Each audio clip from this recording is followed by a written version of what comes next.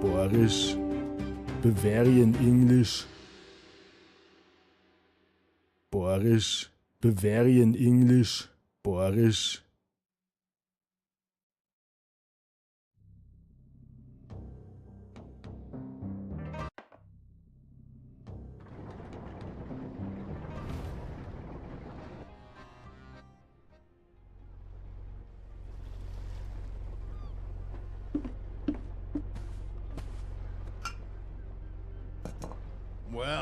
Well, Mr. Schmidt, isn't it?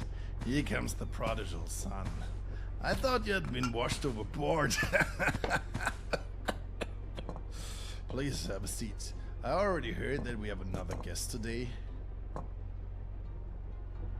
I will introduce the group briefly. I'm Hanno Kroger, captain of this venerable ship. The gentleman over there is my highly esteemed companion, Dr. Friedrich Kalweg. And to my right, we have Mrs. Kirsten van Groot.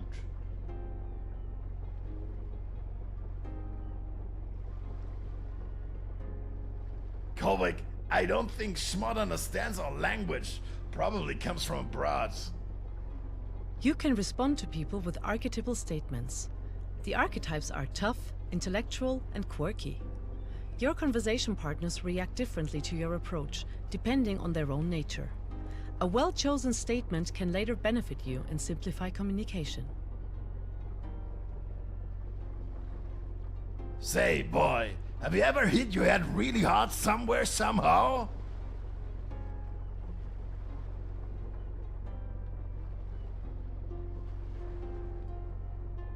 Friedrich, I think the boy needs your help. Maybe you should give him some opium. He probably has a seizure or something.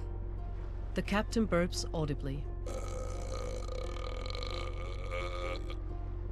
The back. At first it was just a pulling in the spine or whatever the damn thing is called, but eventually it got really bad. The feet, that's what we call the doctor here. He pulled out his potions, and little did you know, I was standing straight on deck, like a young sailor's rod on the first entry into the golden corner at the port. You understand? Hanno, I've told you this several times. Morphine is a very strong medication that should not be overused. Yes, a horse! Someone who can do anything and knows nothing. Are you also a horse, Schmidt? Are you a horse? Oh, come on, let's just find out right away.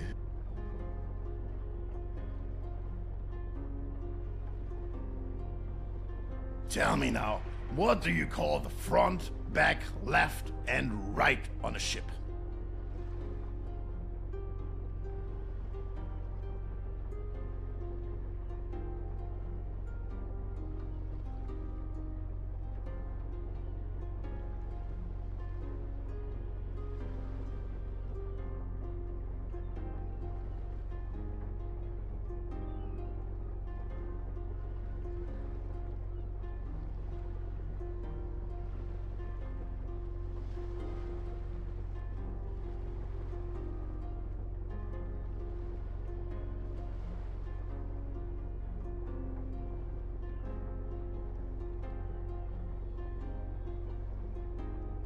The ancient horse is already yours. And now tell me the following. What is grog?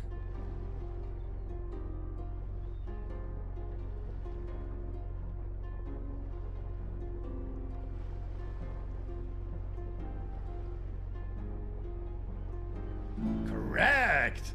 And as we like to say, rum is a must, sugar is... And now tell me the following. Kale is eaten with?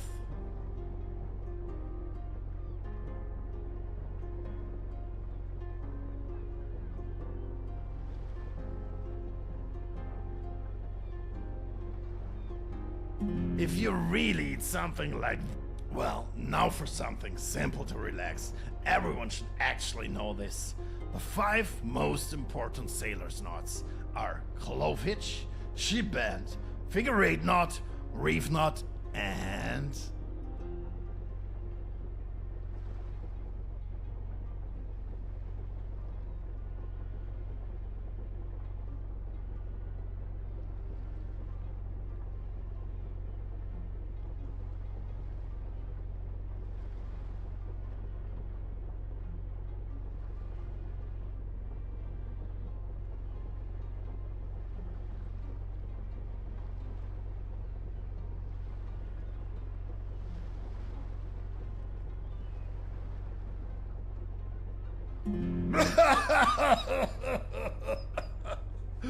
You couldn't be more wrong. So, final question. Suppose you meet someone on the street in Hafstedt, and they say moin, then you respond with...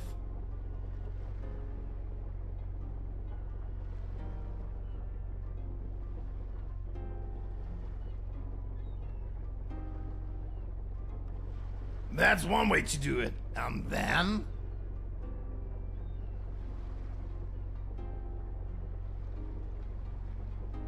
Correct! So now let's see if you are a Horst. It is official! Cast in no shadow of doubt. You are a Horst. The captain burps audibly. I just want to quickly come back to the crew. It just disgusts me. Don't you know that? Schmidt, you! Sometimes you think it might be the easiest thing to just fall into... Mid-sentence, the captain suddenly rolls his eyes and stares at the ceiling at an unnatural angle for a moment. His hands move to his chest as he suddenly collapses inward and loses consciousness, hitting the plates in front of him. The doctor is present. Move aside. Holy Mary! Is he dead? For heaven's sake! Now it's really time. I just said it. One of you must fetch my doctor's bag. Quick! My heart... I can't. I need to smoke first. My nerves are about to shatter. I'm leaving. I can't bear to watch this. Schmidt, you fetch the bag. Hurry up! My cabin is on the lower deck. Just follow my vomit. Unpleasant story. Fermented coffee cream and leftover herring. But never mind. At the end of the vomit you will find healing. Just do it.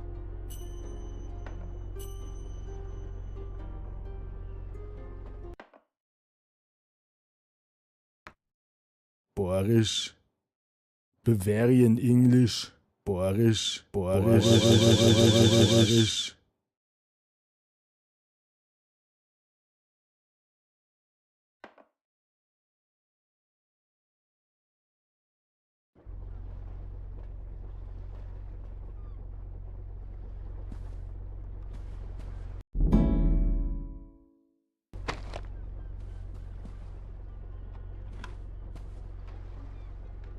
The doctor checks Captain Kroger's pulse. His breathing is very slow and his pupils hardly react at all.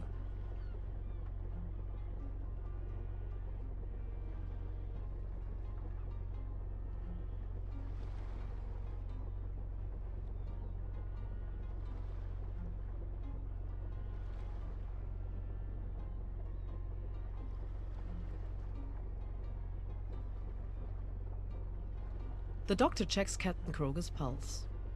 His breathing is very slow and The doctor...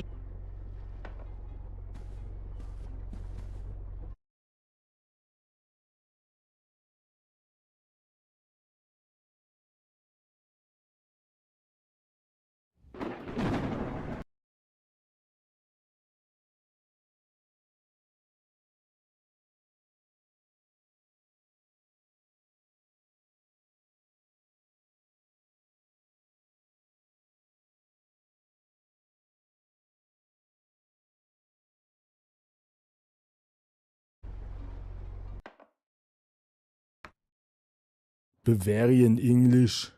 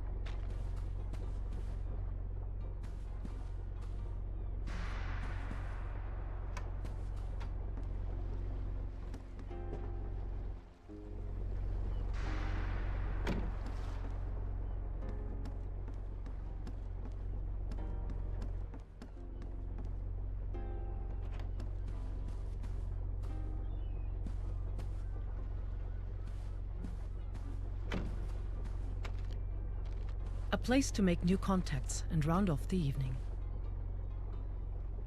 A young man is standing next to the bar counter. Good afternoon, dear sir. I am Emil. What can I get you? Pulled crabs? Peeled prawns? I'm afraid I don't have...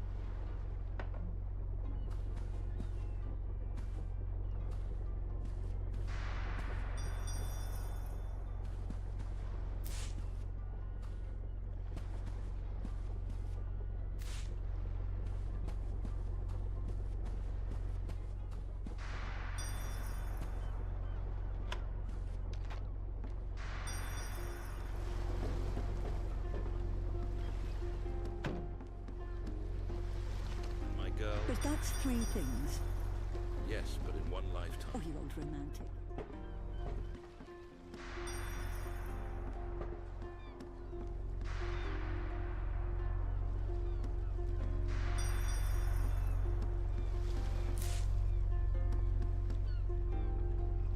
The boat boy takes care of the lower deck. Sure, you can go back there where the door is, but don't slip on the vomit.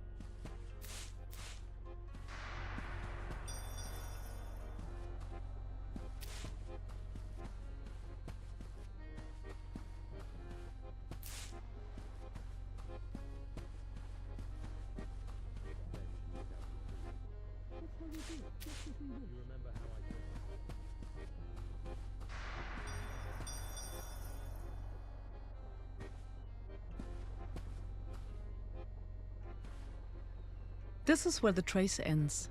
This must be the doctor's cabin.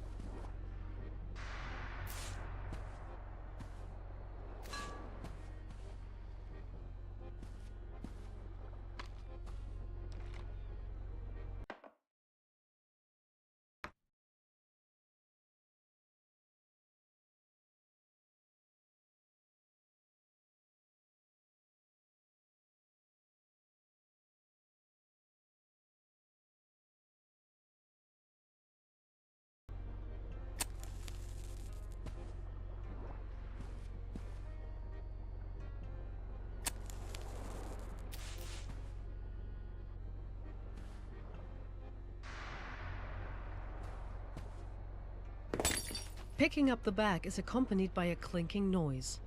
Immersed in the worry that you might have broken something, you realize on second thought that the clinking noise might not have come from the bag at all. The origin of the clinking fades away as your eyes confront you with something for which even the doctor's bag is of no use. A sea of flames making its way through the cabin door into the interior.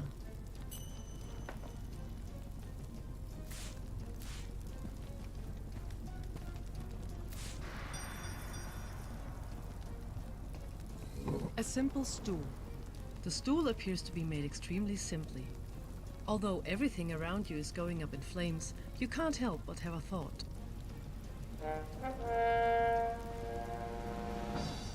A thought of home. Slowly but surely, the rising heat drives away your thoughts. However, an intense, deeply rooted fear of death sets in. You either have luck or you don't. Give it a try. You see, it works brilliantly. And if it doesn't work out, you can use skill points to compensate. But if they're used up, then you lost. That's called bad luck.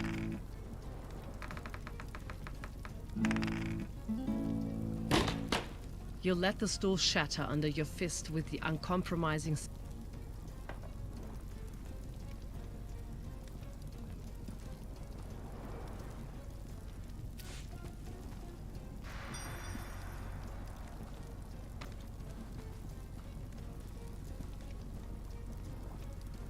Flames lick directly in front of... There is no way... You discover an old book on the small... It's titled Dangers of Seafaring and was written by a certain Knutbert Knudsen.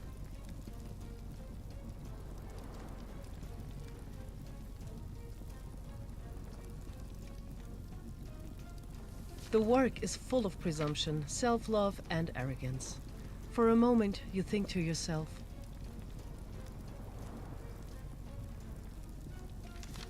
in the back of the book, some notes stick out between the pages. Evidently, they are a collection of various blueprints and recipes that were loosely enclosed with the work. One recipe catches your eye due to... You think to yourself,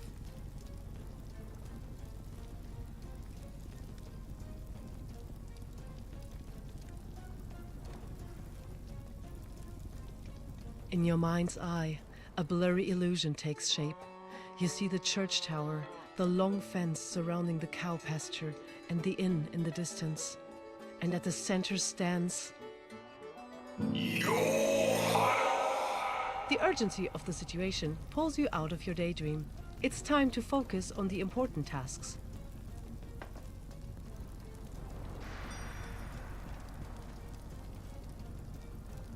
The window of the cabin is blocked with crates from the outside. Thick glass fills the frame. The pane shatters and the way out is clear, theoretically. However, the window of the cabin is blocked with crates. The broken pane, the window...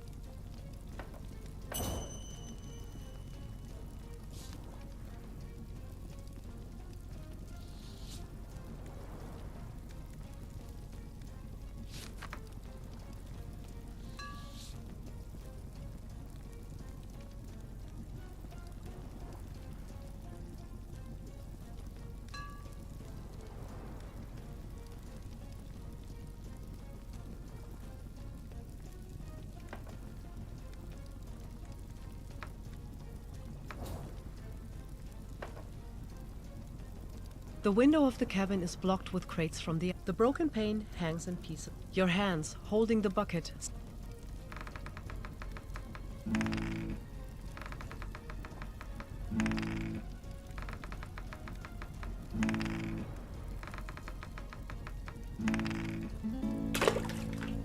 It worked! You have a bucket.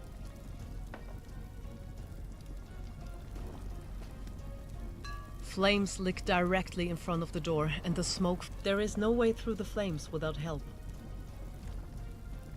At the end of your mental strength, exhausted and slightly smoke-poisoned, you stand before the flames. One movement, one action, that's all that remains to be done. The flames are reflected in your red eyes as you prepare for the final action and...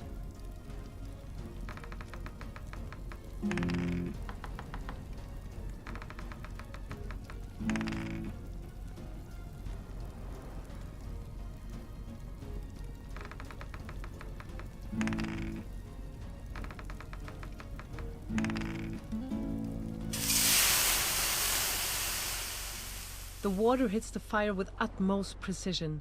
The flames fade away and the nightmare is over.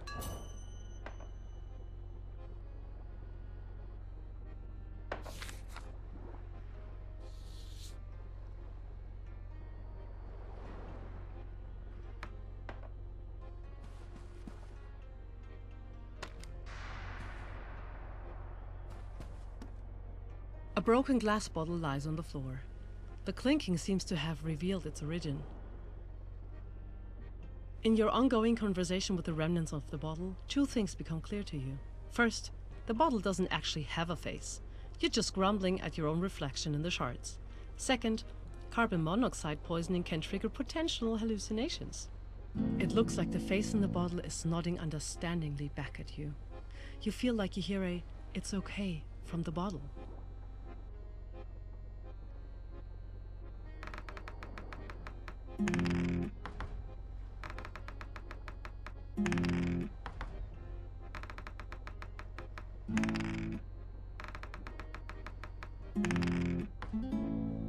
The way the shards are scattered on the ground leaves no doubt that it was thrown with great force.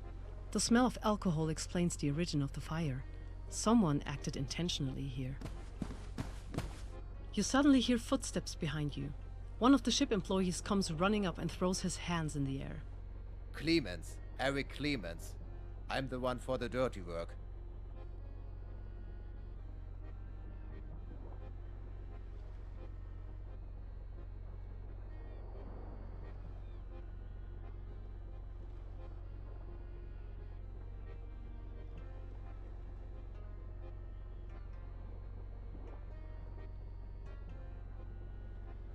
Accuse me?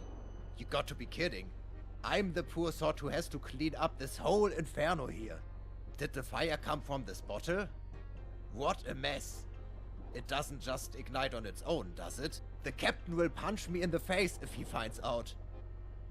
What do you mean by that? Oh, I'm sorry. I don't speak Spanish. Where?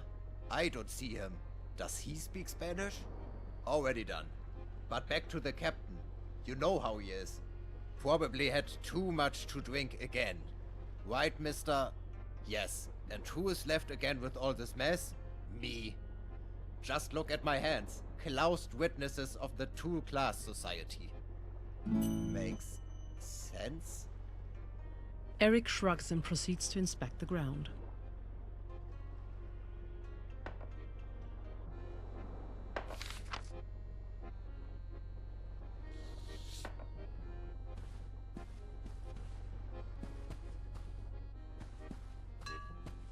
When we get to Halfstead, I'll get us a nice smoked fish, and then we'll sit on a bench and look out to sea. That's how we do it, just as we wish.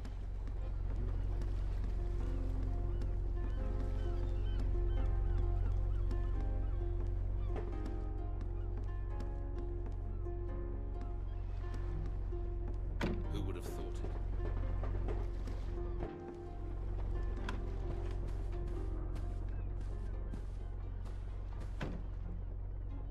The doctor checks Captain Kroger's pulse. Excellent, thank you. I cannot promise that I can save the captain, but I will do everything within my power. I don't have much with me, so we need to reach land quickly.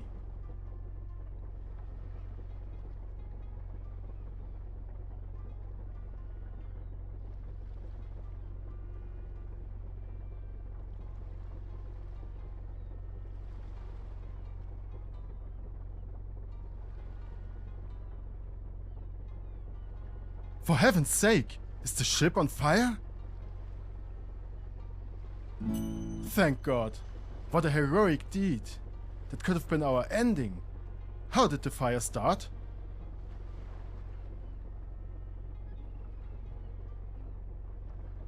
That sounds like an outrageous attempt to stop you, or even me. I'm afraid something is not quite right here. While you were getting the bag, I continued to inspect Kroger.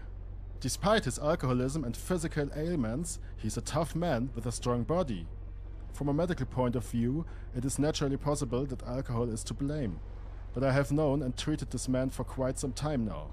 Alcohol does not kill him. Therefore, I'm thinking of an attempted murder. It would be a possibility. What do you think? Exactly. I will stay by his side. Please, quickly, get the morphine from the captain's cabin. It's the door with the steering wheel, just behind the large bar. I found the keyring in his jacket pocket. Take it. He stores the morphine in a large wooden chest. Let's hope it improves his condition. Very good. You would make a good assistant, Doctor. I can't say, but of course I will do everything within my power. Your help is of great importance to save his life. Be careful and look around everywhere. We must be vigilant. And now, off you go. The doctor checks Captain Kroger's pulse.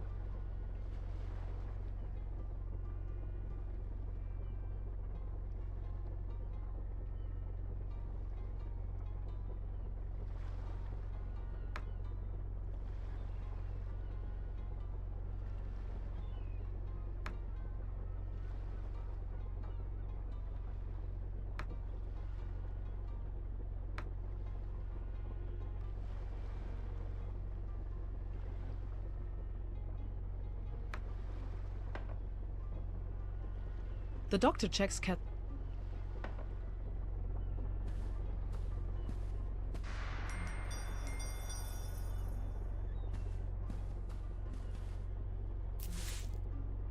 Poems and songbooks for cultural evenings.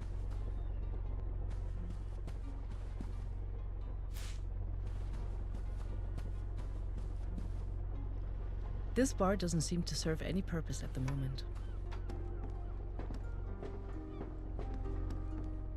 I'm telling you, my dear, when we get to... I'll get us a nice smoked fish.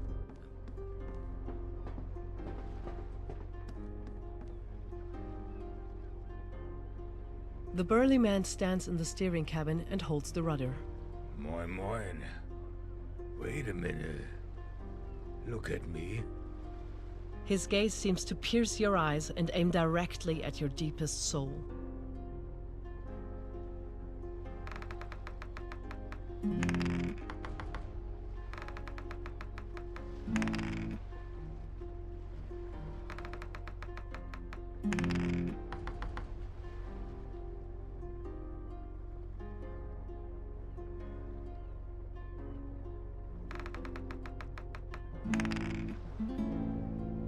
He searches within you for a significant truth that contradicts your earthly perceptions.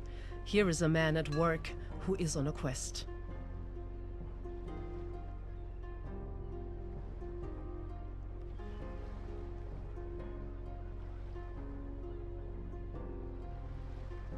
Man, the mosquitoes are annoying again today.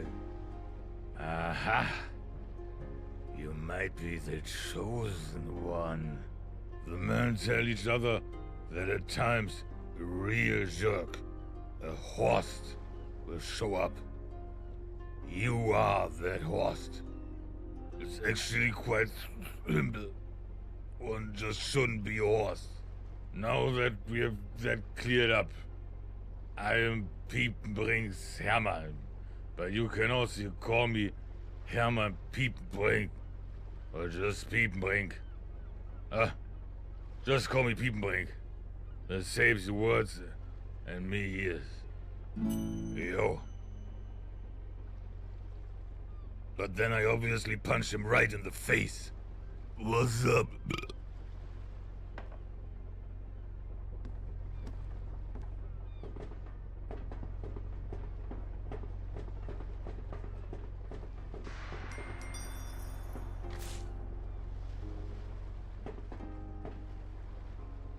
The perfect place to enjoy the sun, wind and peace and quiet.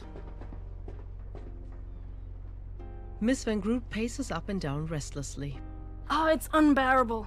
I urgently need my cigarettes from my handbag. Oh, I just can't find the bag. What a misfortune. Please find the bag. It must be somewhere in the middle deck. Cigarette. I need a cigarette. Miss Van Groot paces up.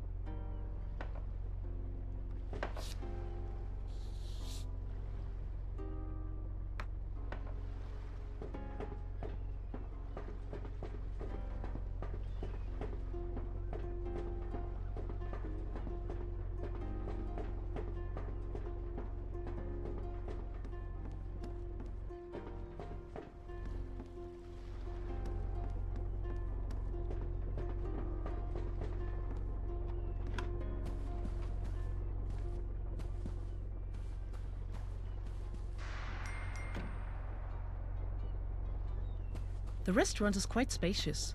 You could easily organize parties and banquets in it. A teacup, still nearly full.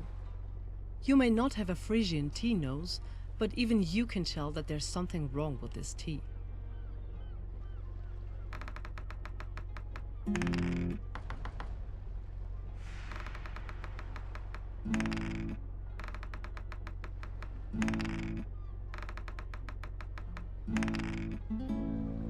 A thought comes to mind, so absurd that you do not want to finish thinking it. In this tea, there is not only tea, but also a yellowish body fluid. You shudder, gag.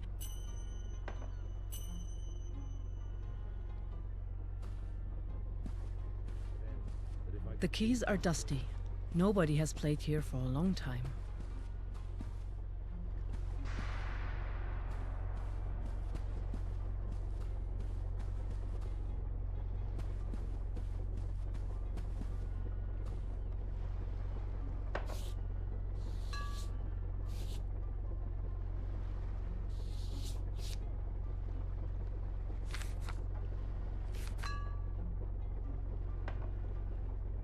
The bar stools are badly worn. The stationery features delicate artistic pencil drawings. They show nature motifs.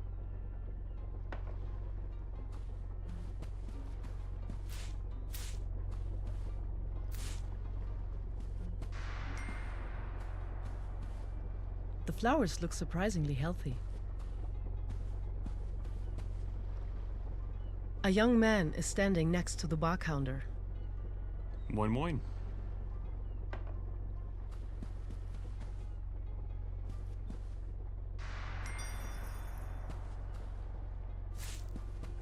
Only 29% of the Earth's surface is landmass. The remaining 71% is covered with water.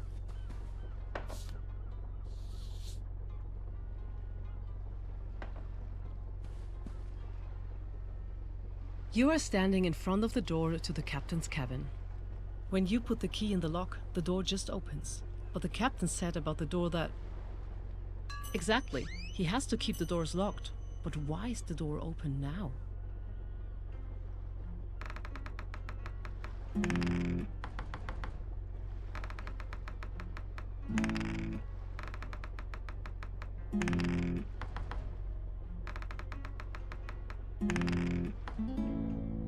Clearly visible scratch marks can be seen on the door lock. Someone has gained unauthorized access here.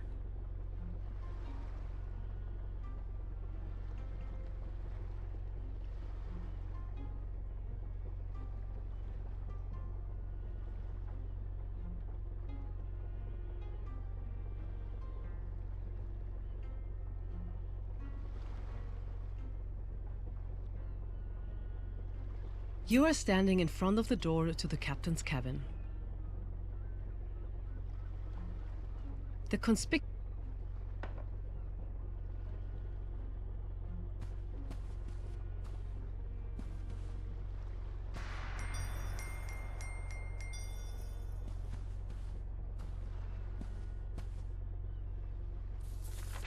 numbers are written on the paper, evidently sums of money that Ahayo Clemens owes to the captain.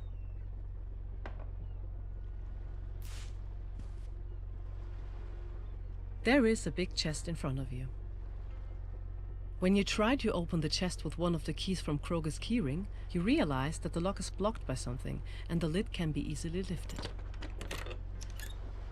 In the chest are alcohol bottles with different fill levels.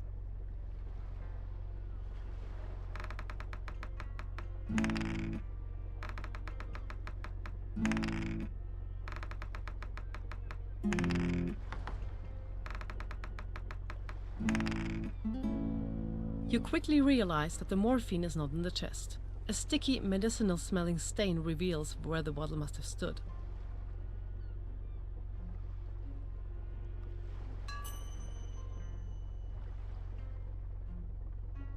The golden decorated lock shows clear signs of wear.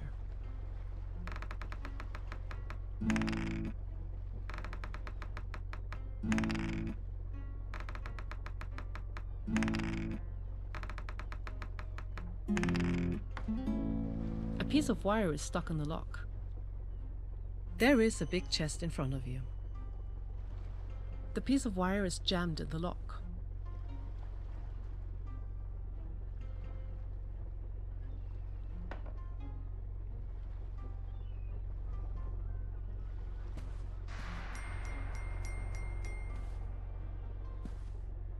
An optical measuring instrument used for astronomical navigation at sea. Letters, bills, newspapers, notes. There is no recognizable order.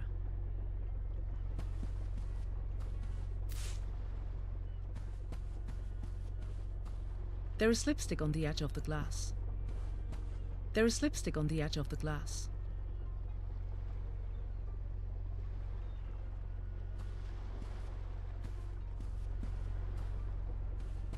A big wave and clang.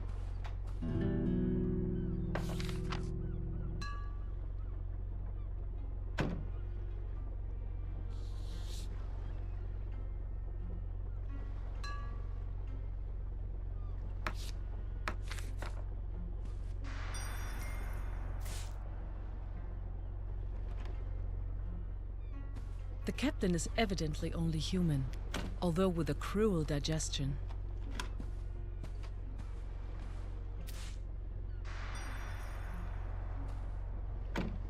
A lady's handbag.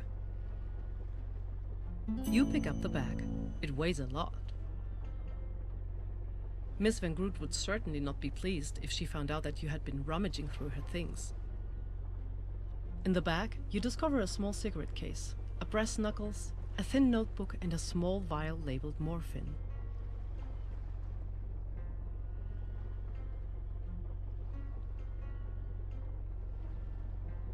The small vial of morphine. The brass knuckles are small but effective. A strike with this piece of iron in the right place and the light is out. The thin booklet catches your eye, on the cover of which a name is written, Kirsten Van Groot.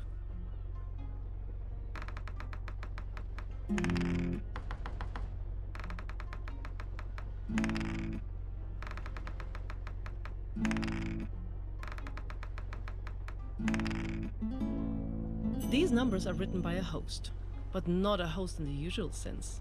Kirsten Van Groot, whose bag is obviously the subject here, is a prostitute. In this notebook, her earnings and the payments to the client are recorded in writing. An unusual content for an ordinary lady's handbag.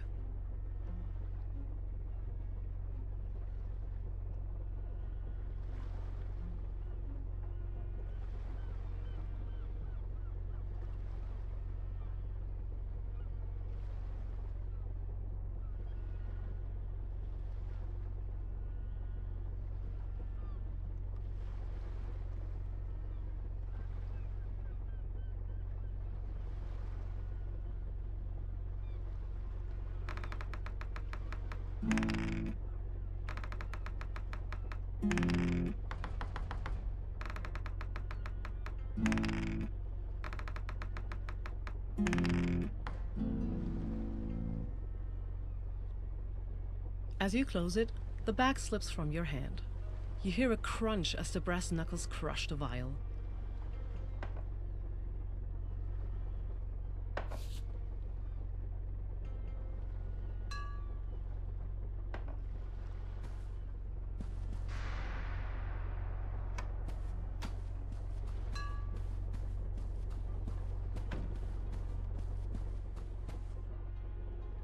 The doctor checks Captain Kroger's pulse.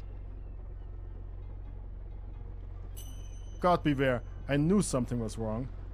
And now a break-in? I'm convinced that someone has tried to harm the captain. But why the morphine? Where is it now? It's not to be trifled with, this medicine. Regarding the wire, we should ask ourselves where it comes from. Who could have access to the wire? Hard to believe. The captain collapses, a fire and a break-in. You must figure out what's going on here, Schmidt. Listen around. If my suspicions are correct, we should find and apprehend the culprit before this ship docks at the harbor. Fabulous! That's what I wanted to hear. I'm glad you're taking care of this. The captain mentioned his helmsman, Piepenbrink. Hopefully he can... I'm curious to see what hidden clues your detective skills will uncover. Please, contact me immediately if you find out anything. Good luck! The doctor checks Captain Kroger's pulse. Spit it out.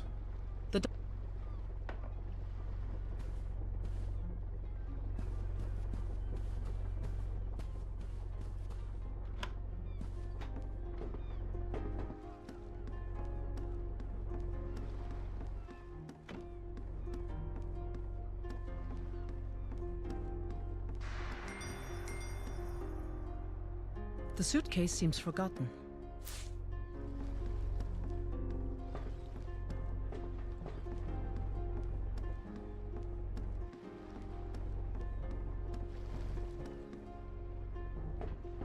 Who would have thought it? The two ship heading for Hafstead.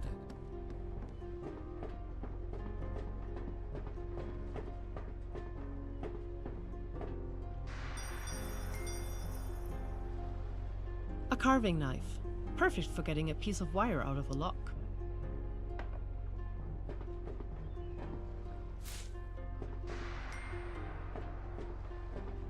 This hat withstands the wind.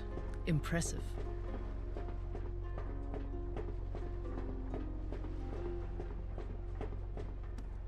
Exactly. And you see...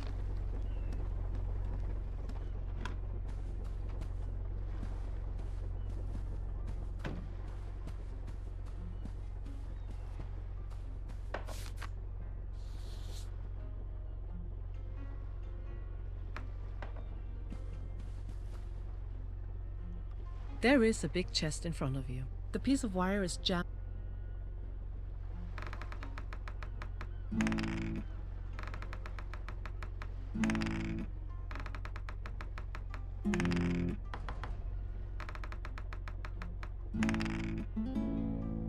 You hold the piece of common wire in your hand. Someone seems to have opened the crate with it. There is a big chest in front of you.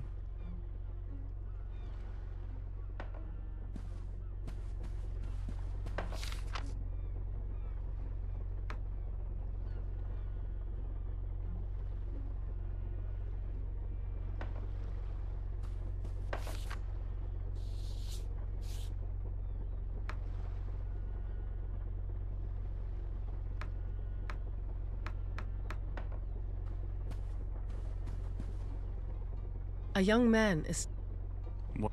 What should I tell you? Yes, it's quite dreadful. Will the captain die? Can a doctor help him? Why did this happen? Was there something wrong with the food? If it was the food, then it's my fault. Emil swallows. He is pale around the nose and his lower lip begins to quiver.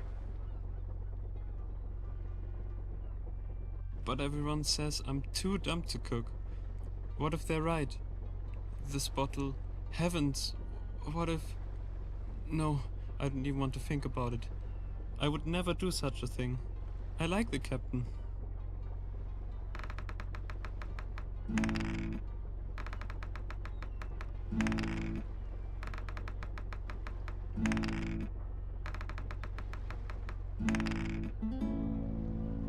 I'm afraid I'm to blame, because I cooked his food. The captain always wants alcohol in his food. Otherwise, he says it doesn't taste good. But this time, there was also a small bottle on the serving trolley. In the kitchen. Looked like a particularly fine job, you know? I didn't put the bottle there. Must have been some rum or liquor or something like that. I thought the captain would be pleased. Such a noble wine. I put the whole bottle into his food. It didn't look very appetizing, but to be honest, it never does. I didn't want that to happen. I didn't want it. Emil blinks and sniffs.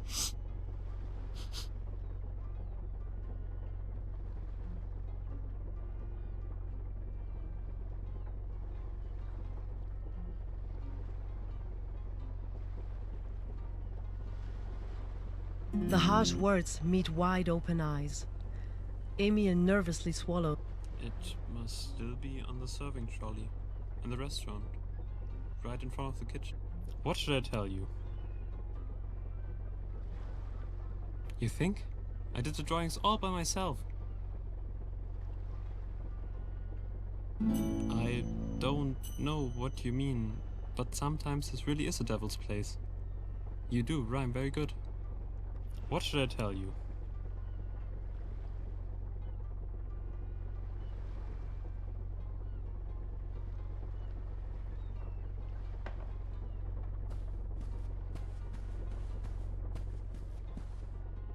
The doctor checks Captain Kroger's pulse. Spit it out. The doctor checks...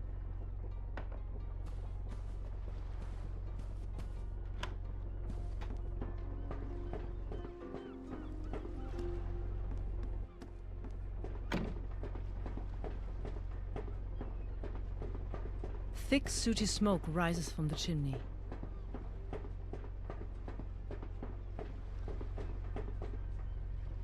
Miss Van Groot paces up and down restlessly.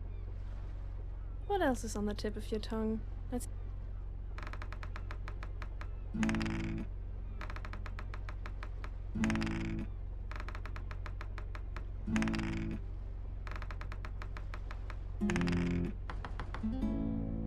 She looks a bit tired, but stands upright and confident. The skin on her neck and wrists is very red and a little blue underneath. These strange injuries don't look too old and should hurt, but Kirsten Van Groot keeps a straight face. What else is on the tip of your tongue? Let's hear it. I have never seen a man just keel over like that Oh, it's truly frightening how he lies there twitching like a fish out of water. Tell me, do you happen to have a drink for me? Just one little shot.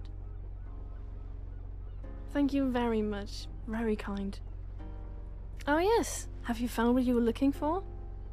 What else is on the tip of your tongue?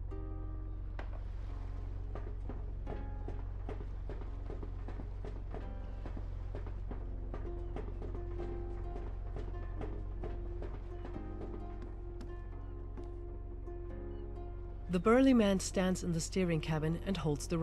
What's up? What else do you want to know, my boy?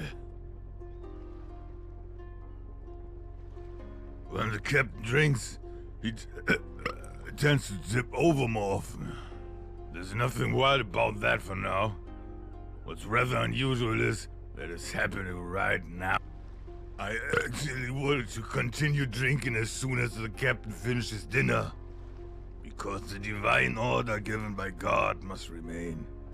The captain is an unbeatable, unique individual when it comes to steering. And me?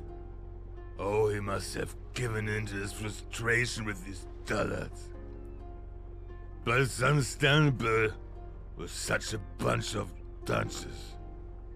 Just doesn't quite fit in right now because of Cruz's Corner. There have been quite a few ships capsized there. And when drowning, we're all the same. Whether you're a professor or Emil Barkov. No, you really make a fuss here, boy. That all sounds pretty wild. Though Bingle doesn't drink, can you imagine? Not a drop. I could never forgive him. That's clear, aye. The Clemens brothers are in balance. Excessive alcohol abuse and obvious incompetence are in balance. And me, I'm just a Hermann. On ships in Afshed, it doesn't matter who you are or where you come from. Sailor's code. The main thing is that you work. And that's where we... Well, there's one exception. Emil is not a... Yes. And there's nothing more to say now. They should tell you everything themselves. Get the captain running again. What else do you want to know, my boy?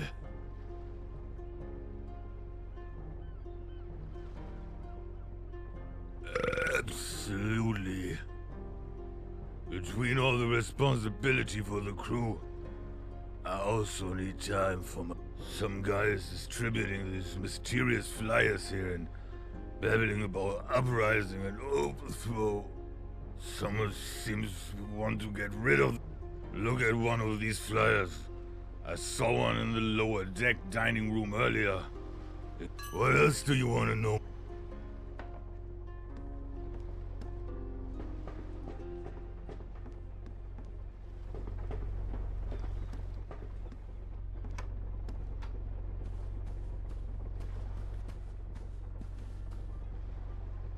A young man is standing.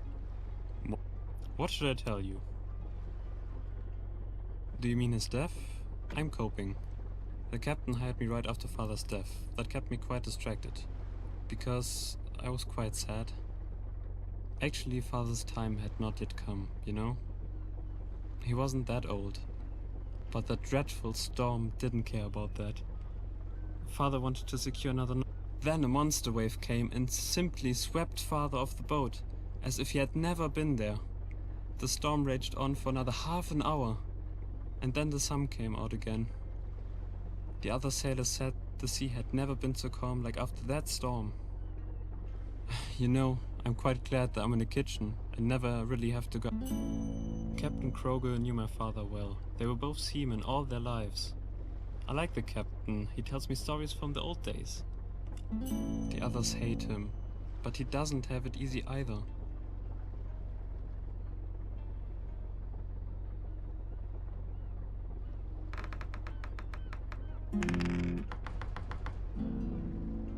Yes, that is the reason, and... well... now I forgot what... What should I tell you? Coming right up. The poor young lady must be quite upset too. I can understand why she doesn't come to me herself to get the schnapps. It's probably for the best. Because we have something in common. But she's really nice. The other day she told me about a profession. What was it again? Exactly, that was the word. Didn't understand what it means. What should I tell you?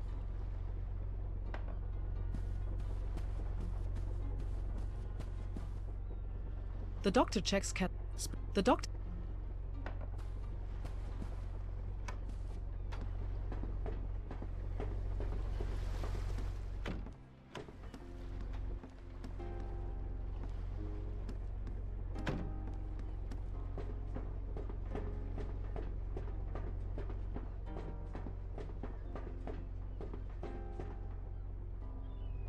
Miss Van Groot paces up and down restlessly. What else is on the tip of your tongue? Oh yes, have you found... Kirsten Van Groot gulps down the liquor like a seasoned sailor. Thank you. Disgusting liquor, but it helps. What else is on the tip of your tongue? Let's hear it. Ah, better than I would like. He's a depressed, old man who doesn't understand the youth and wishes for the old times to come back. He doesn't understand women at all. You know, when one is surrounded by the rough sea and bottles of alcohol the whole life, the soul also withers. Contrary to the other men on the ship, I can see behind the facade of this grumpy captain who hides his insecurities and self-loathing behind misogynistic jokes. What else is on the tip of your tongue?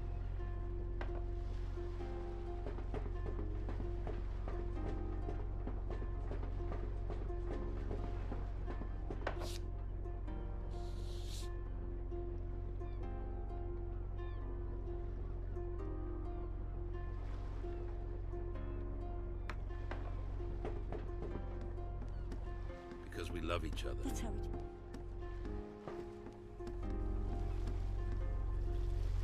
The boat boy takes care of the low. Moin moin, I'm Hajo Clemens, and I'm sure I can ask you something, right? Do you know dice? Do you want to roll the dice? Well then, let's go. I'll go first and you have to beat me. So, in the dice roll, of course. Not with your hand. We play 3 rounds. You only win if you pass.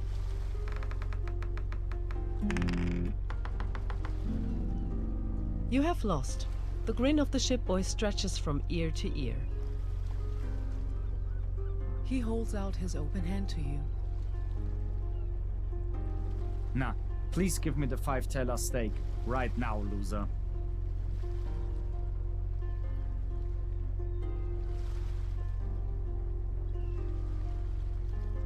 Gambling debts are debts of honor. And now, hand over. Thank you very much. If you want to win. Sometimes, I really believe he has some trick. But that can't be true, right? Rolling the dice is luck. What else do you want to talk about? Oh, that's good. The boatswain mutters something incomprehensible.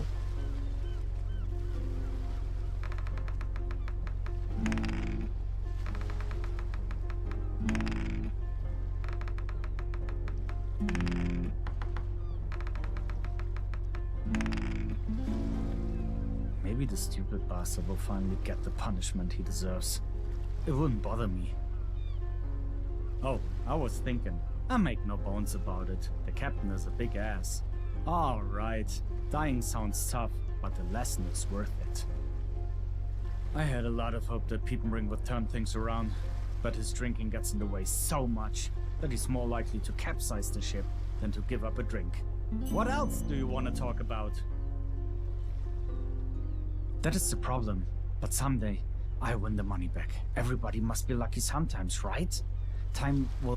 Imagine what it would be like if I hit the big time. That would be a dream come true. Always lucky? And why did you then lose to me in dice? Well, apparently we're both bad at playing, right? But what else can I do, except try to make up for everything? I can't ask Eric either. He always spends his money somewhere in Hamburg.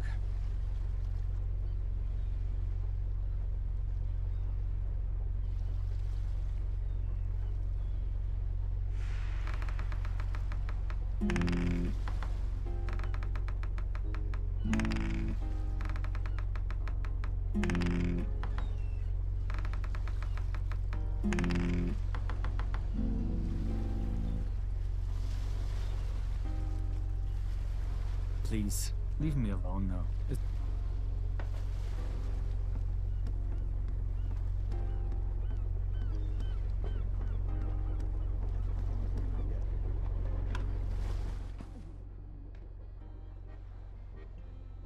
The boat boy stands in the hallway and cleans the walls and the carpet. What else do you want to talk about?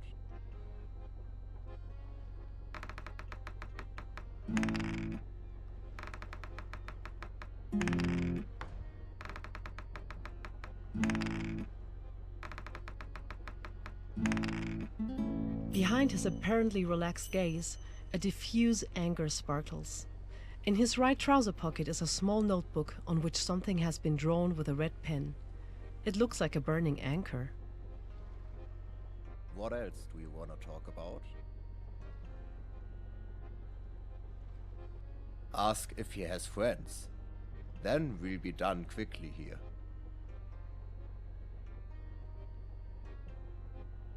Anyway, the situation is that the captain is a nasty piece of work. At least if you were born as a human and not as a bottle of booze. He treats people here like dirt. Always bossing around and giving orders. That crippled jerk. If you were to ask me, pretty much everyone here would have a... But without a doubt, Binge has something to do with it. Knut Binge. The way he behaved yesterday, I'm almost surprised he didn't just kill everyone on the ship right away. He was bellowing like an ox. Apparently, or rather audibly, he heard something at the captain's cabin door that made him very angry. Man, that cursing in his cabin next door. I believe he was crying with anger. I'm talking about myself and my brother Hayo. Responsible for the dirty work on the ship. Two men who scrub the vomit of some snobs for a pittance and kneel on the floor, scrubbing when Bavarian officials almost set the ship on fire. And when the captain has once again pissed and shat himself in a drunken stupor, who do you think? But that's no reason to kill him straight away. How am I supposed to get anywhere near the captain anyway? If I show myself on the upper decks, that scoundrel would knock my teeth so far down my throat that the only one the captain makes an exception for is his little dog Emil. Since the captain took Emil on board, he has all the freedom here. He even is allowed to cook. And let me tell you, that's a delicate undertaking. He cooks like he reads, and he can't read. But no, I am sure that was Binge. What else do you want to talk about? That's complete nonsense. Where did you get this fairy tale from?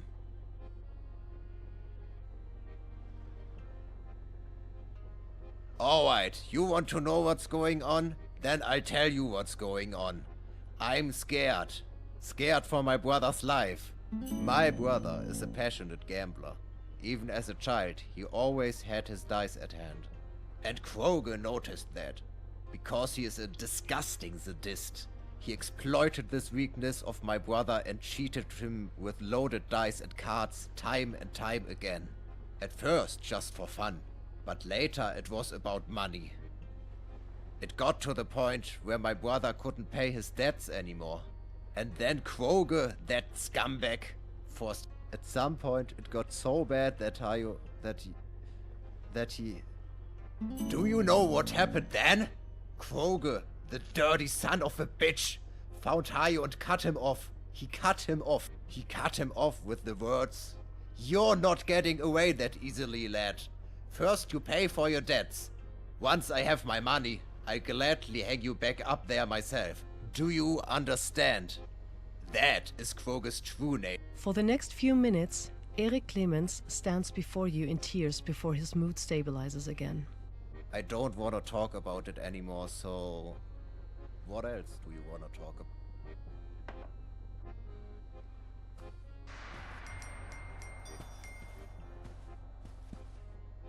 As a connoisseur of Bavarian wine, you can only turn up your nose in disgust. Small flies buzz over the food. Kroger must go. Kroger is a miserable drunkard who no longer fulfills his duties as captain and continuously insults the crew. He is no longer worthy of the honorable task of commanding the ship. It is time for him to go ashore and ruin other people's days with his ailments and mood every day. Do not tolerate it any longer. Show resistance, because without us, this ship cannot sail. Therefore I say, away with Kroge! Away with Kroge! Beneath it, the symbol of a burning anchor is displayed.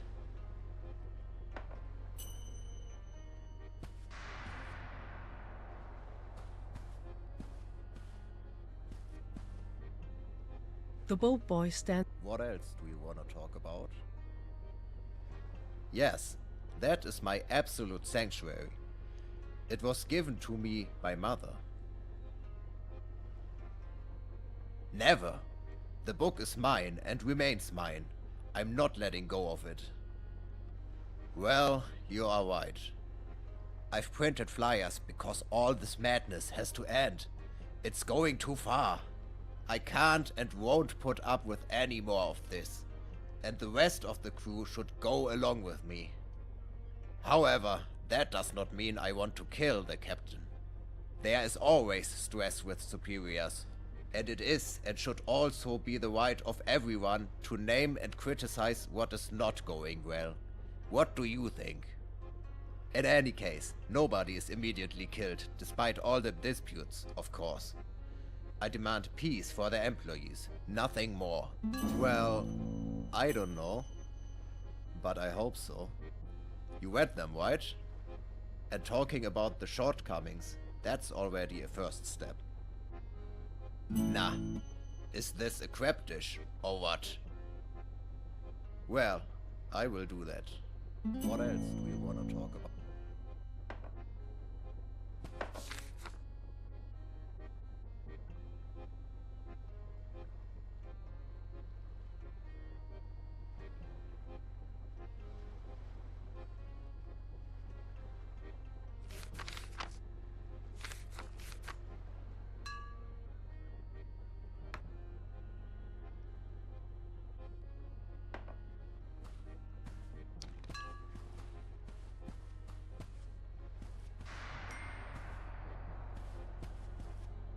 The food is already cold.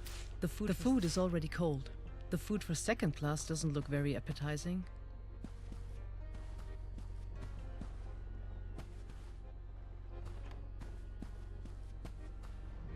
A small box of Frisian black tea.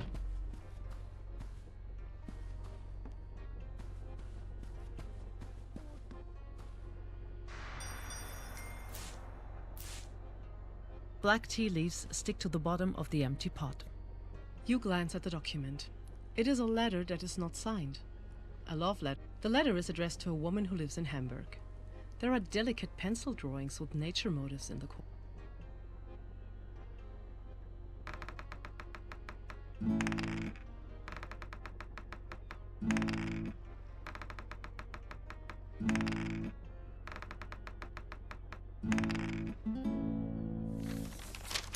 You dig out the stationery and compare the drawing on it with the drawings on the love letter.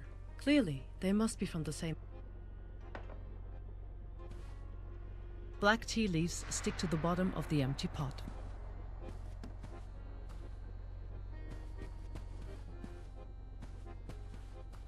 Johann Ulrich, have you already been to the toilet today? Yes, Mother. Twice already, just now. Also pooping. Very nice, Johann Ulrich.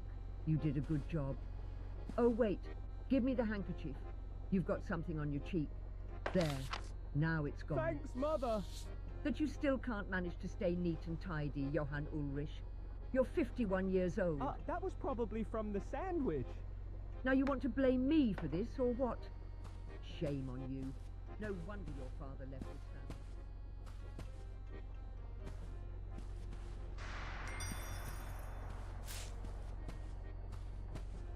When you sit here, you can feel the floor vibrating from the energy of the steam engine system working directly beneath you.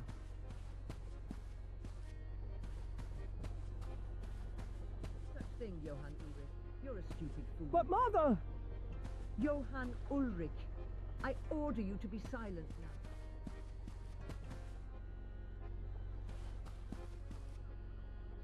The man is currently repairing some things at the rear part of the ship. Moin, boss. Say, can you hold the steel gutter here for 10 minutes, please? Nah, that was a joke. You can't do that, of course. Are you overestimating yourself a bit, huh? Just wanted to see if you're a real man or just, well, your hairstyle and all. Not mine, but you're sometimes acted up. Didn't expect that, did you? I'm Knut Binge. I'm the man for the iron, and you? What's there to discuss? Tell me. What? That's a bummer. Did Eric Clemens actually pull through? Well, calling me surprised, considering how shitty. You know what it's like to be treated like crap, right? It's no big secret that the two of them, especially Eric, target the captain.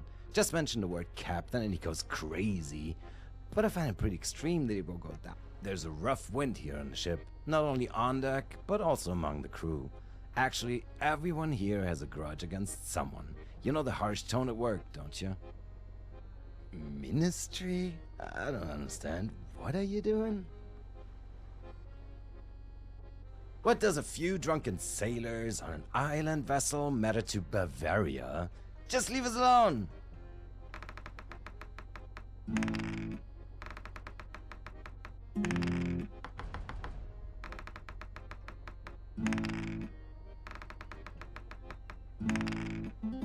The trembling hands indicate a certain nervousness. The smell of alcohol surrounds him. What's there to discuss? Tell me. I hold the hammer in my hand and work on the metal in my workshop on the lower deck. Mending holes, oiling machines, repairing things, and so on. It's a tough trade. What's there to discuss? Tell me. Do you know why there are keys? So that people don't get into places.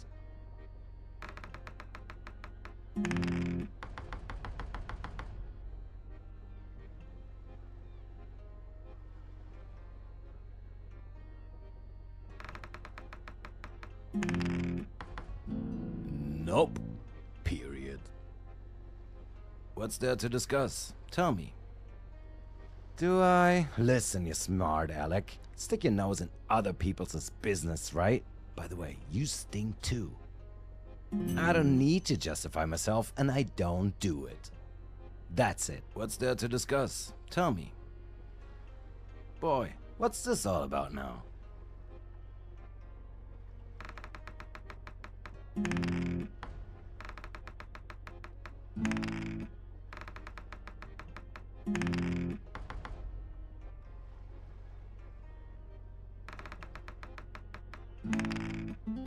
If that's the case, yes, I was eavesdropping. I saw how... But I don't know who that was, and I didn't hear anything either. That's all I can say. Excuse me? I never cry. Enough with this nonsense, or I won't... What's there to discuss?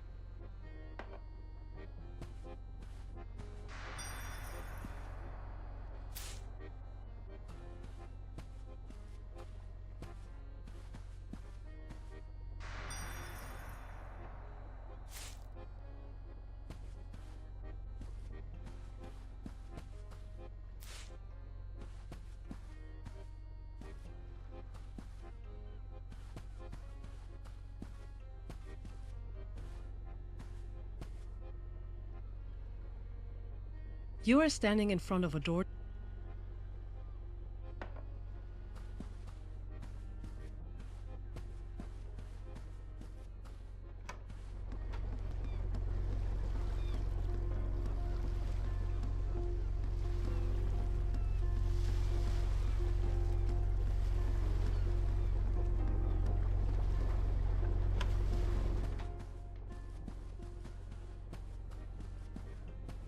I do not accept.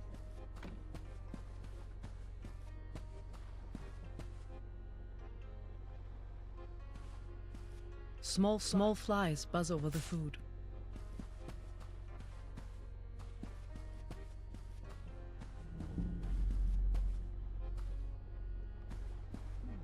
What you said to me.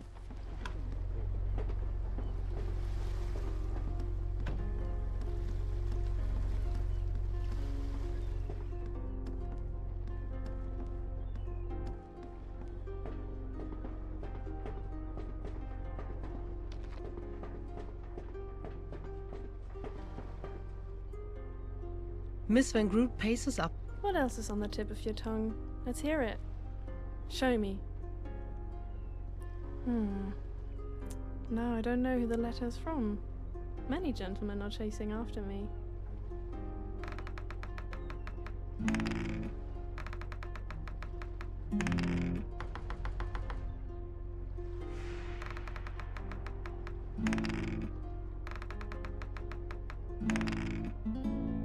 Perhaps it would actually be good to know who I should avoid. What else is on the tip of your tongue? Let's hear. Miss Van Groot paces up. Ah, finally some good news. Would you be so... She reaches out her hand. Thank you very much, Mr. Schmidt. Your heart begins to beat a little faster as she casts a scrutinizing glance at. Wait, that's not correct. Her hands linger on the clasp as she slowly raises her gaze. Could it be that you were rummaging around in it?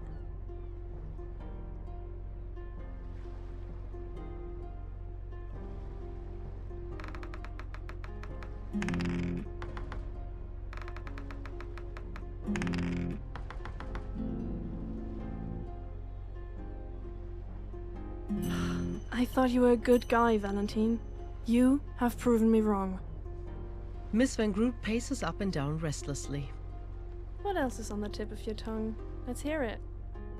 Do you suspect me, Valentine? Or do you just like... Impossible, for it wasn't at me. So refrain from asking questions. You have nothing against me. As I said, I am innocent. So let's talk about... What else is on the tip of your tongue? Let's hear it.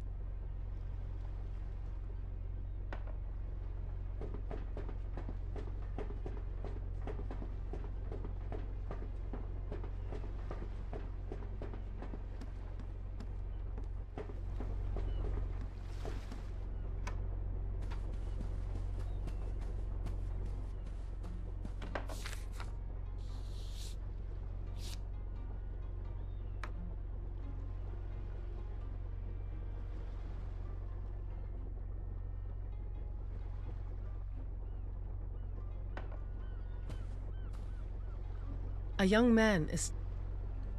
What should I tell you? No, I can't write at all. So, not writing and not reading. Binge has already tried to help me learn to write, but it's not... Well, I have no clue who the letter is from.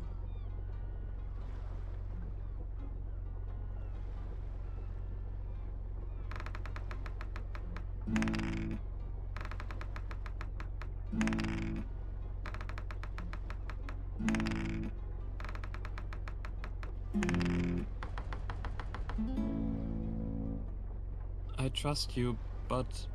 Okay. Binge wrote the letter. And because Kirsten loves nature so much, I had to draw the picture. But Binge must not find out that you know this from me, okay? What?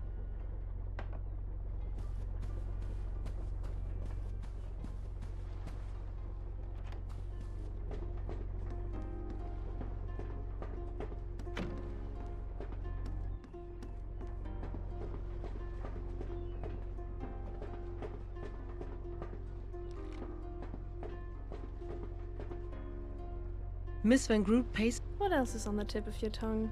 Knut Binge, the ship locksmith. Oh, I could have guessed it. Always stares at me like he wants to lock me in his workshop. The wildflowers that are always in my cap... On this ship? Only Emil is a nice guy. Honest and well-mannered, genuinely interested. Not just in what's under my dress. I agree with you, Valentine. You seem to have these qualities as well.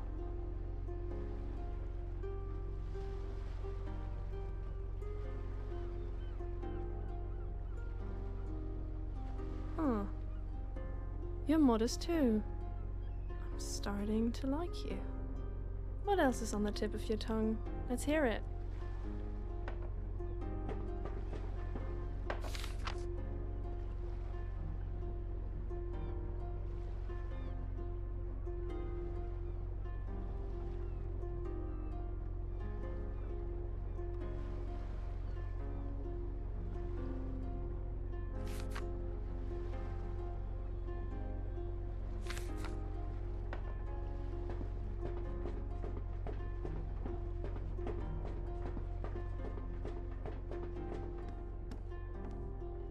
The burly man stands.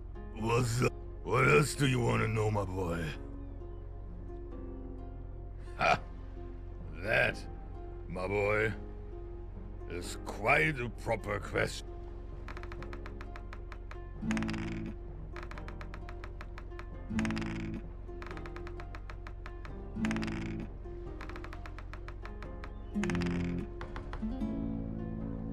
Oh, well, whatever. I'll tell you. To win a dice, but there is a way to drink luck. Then you can use the luck in your belly to roll the dice. You're funny. No, but not just any alcohol. Only grog. Mixed by hand as this. But if you do it right, then you are unbeatable in the dice game. Oh, I almost forgot. Of course, you're totally drunk after 1, 2, 3 grogs. There's no way. Cold water over the head. Don't look at me like that. It really helps. You will be wet as a fish. But so, what else do you want to know, my boy? There's something on the door called a door handle. When you press it, the door opens. Well, hello there. No way. No one else fits in here. Yes, host. Who in the world has so much free time to go? Oh, you're after the key, aren't you?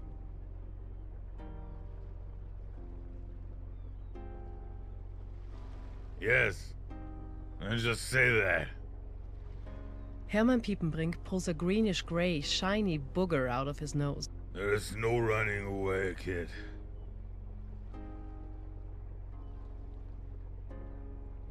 I have one more question. What do you want again?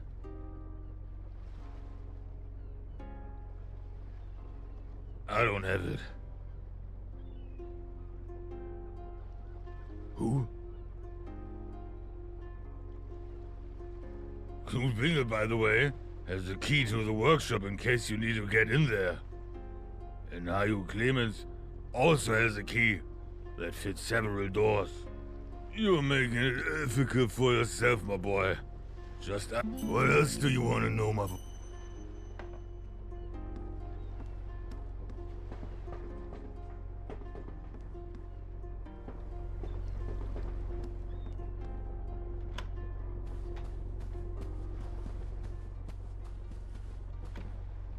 A young man is... What?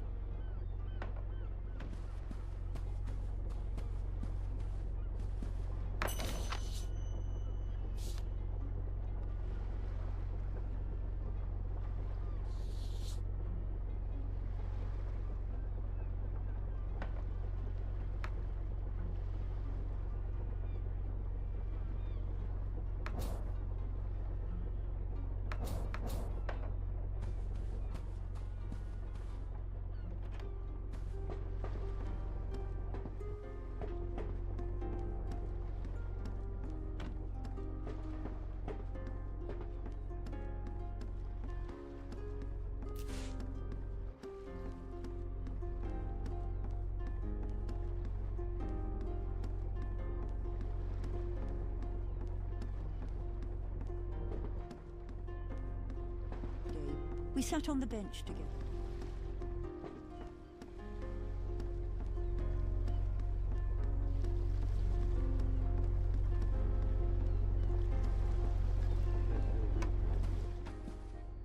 The boat boy stands in the... What a...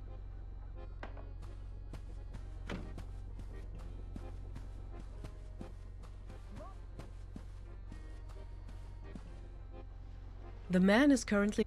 My. What's there to discuss? Tell me. This question is a bit private, isn't it? What do you want to know? You say? Are there any witnesses? Whoever told you that is lying. Don't be fooled by misinformation, Schmidt. What's there to discuss? Now! Oh!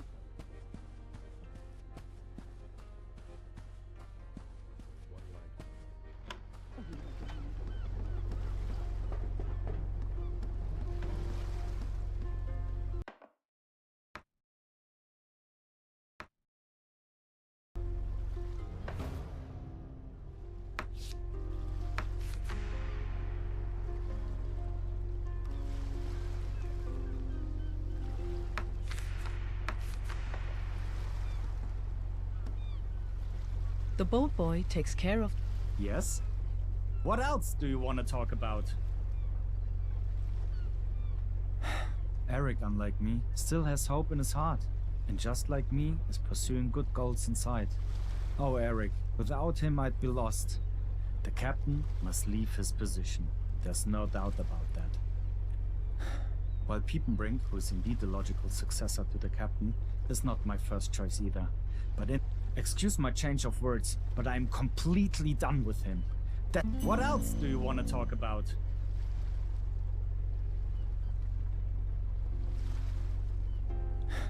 Yes, but what else should I do? It's just that everybody here would be better off if I were dead. The team wouldn't have to deal with me, my brother wouldn't have to worry anymore, and I would be rid of the debts. And that does sound indeed helpful. These endless humiliations. No one can understand what it's like when you're just sad. I have always believed that playing brings joy to people, but there are these assholes like Krogi who want to destroy everything. When I was ready to free myself from everything, this disgusting creature Krogi came into the cabin and saw me. Before he cut me loose, he waited a moment and watched me struggle with to insult me. Why can't I be happy, Schmidt? Why do I have to endure all this? Why does to sleep once without fear and without the feeling? It's all just getting worse. And as I said earlier, if I weren't in this world, everything would be better. Thank you, Schmidt. I don't want to bother you with it, but I'm glad you're listening to me. Your approaches are straight. 2!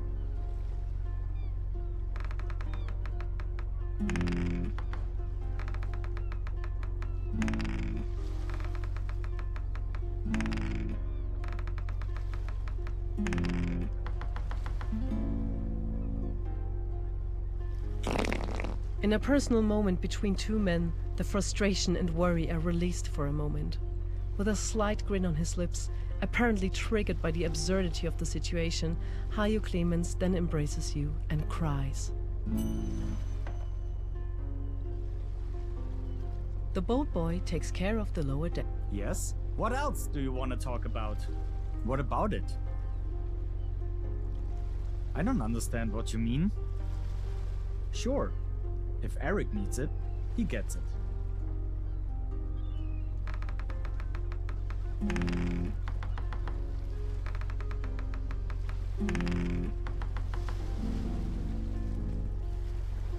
No, that's not possible. This is an important key for the crew. It must not fall into the wrong hands. What else do you want to talk about? But of course...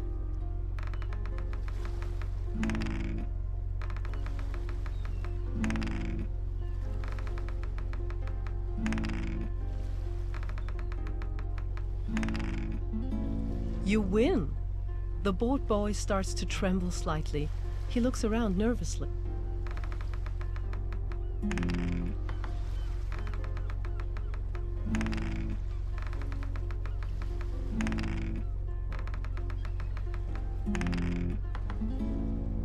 One! The lips of the boat boy show an increasing tremor. Sweat runs.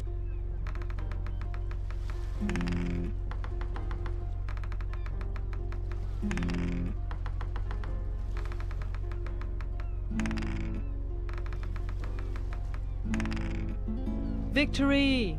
A feeling of triumph flows through you. Hajo blinks, gasps for air, then suddenly starts to cry deeply. Finally someone who understands me. That I always lose is indeed the proof. I am useless. I can understand that he wants to punch me in the face for my infinite worthlessness, as he calls it. Interesting. Hajo Clemens shakes his head wearily and lets his bro... Anyway, here you have... What else do you want to talk about?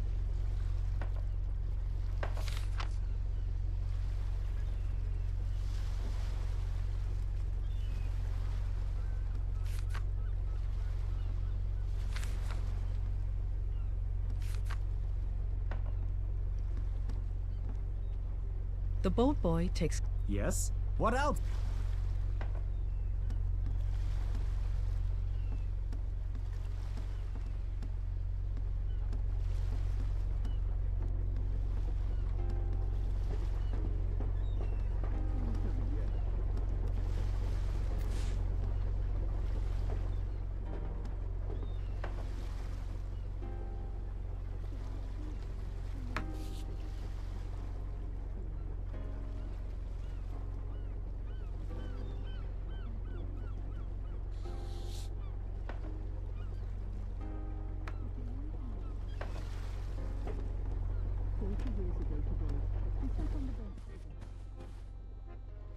boat boys. What else?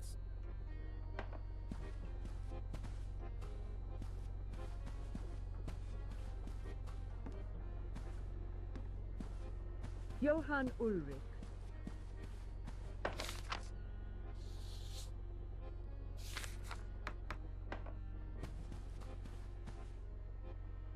The man is currently...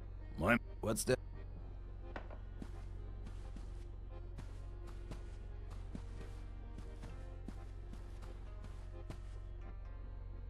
You are standing in front of a...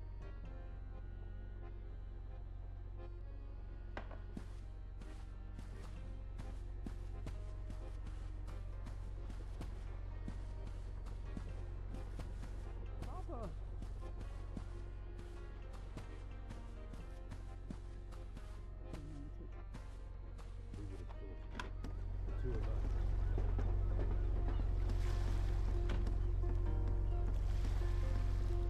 The boat boy... Yes? What else?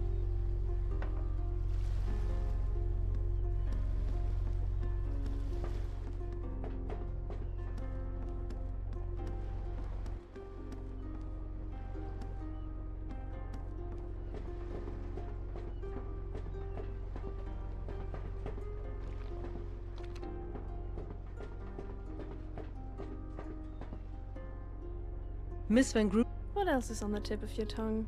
Let's...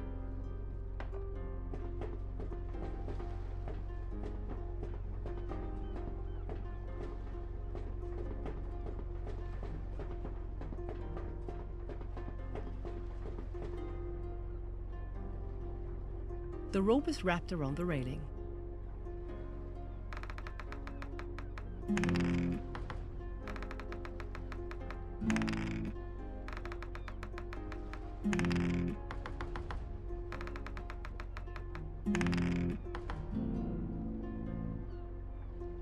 No matter how many times you try,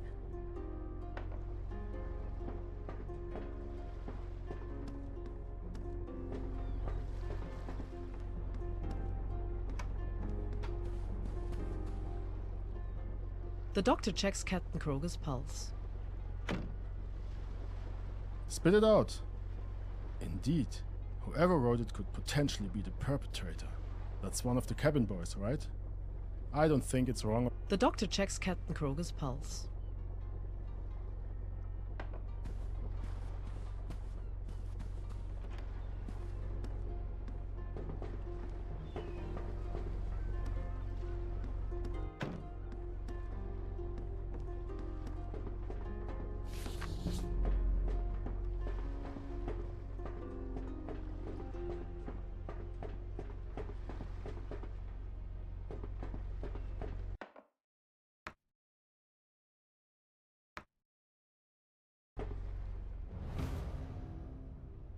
Miss Van Groot paces up and down. What else is on the tip?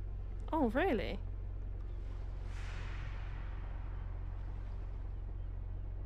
This is just a rash.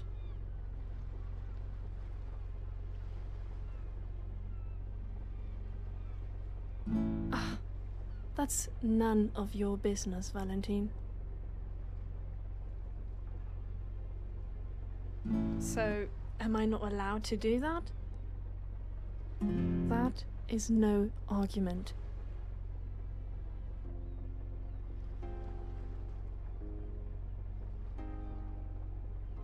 And you do not seem to hesitate to rummage through other people's bags.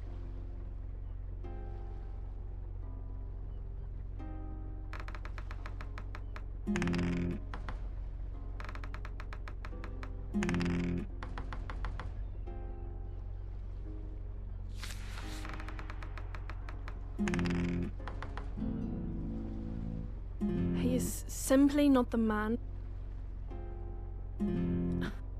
Would you...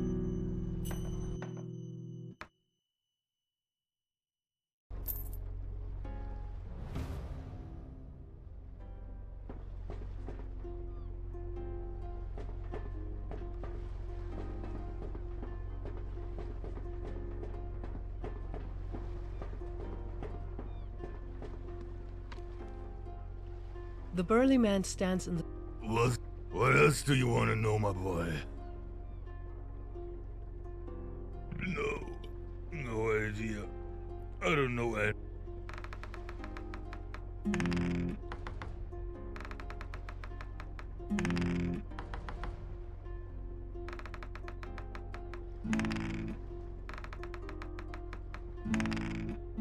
My God, yes. Then I'll see what I can do. What else do you want to...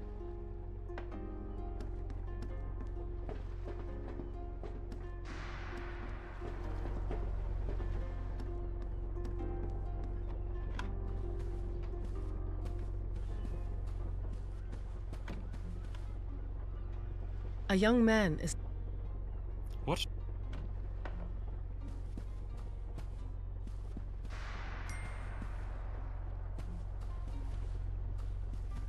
Did the captain really once steer this ship?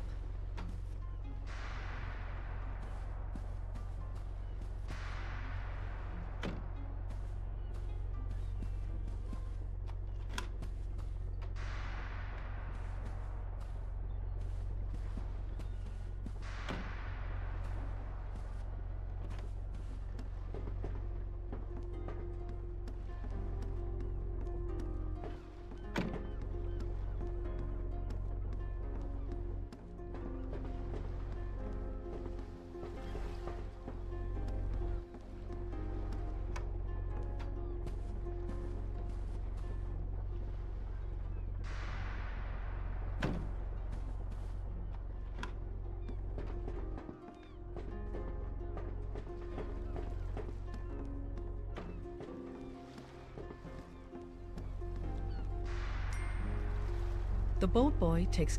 Yes? What else? The ship is moored to the harbor with mooring lines or steel cables to prevent it from floating away.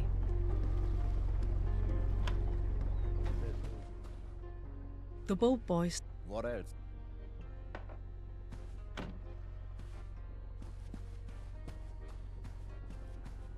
Don't you respect it? The man is... What's that?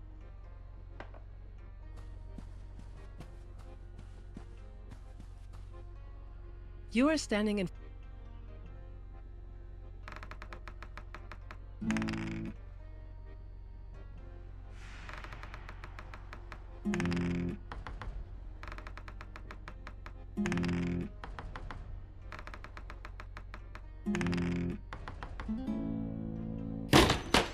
Done. Door is open.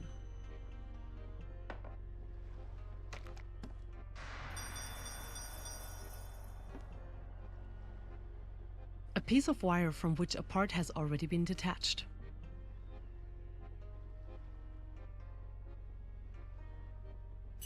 The wire disappears into your pocket. It might still be useful.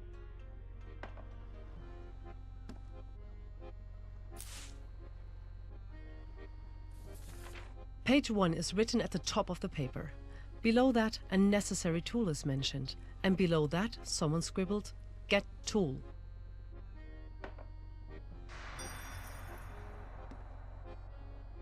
In the corner lies a crumpled piece of paper.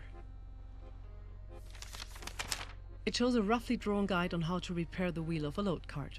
Page 2 is written large above it.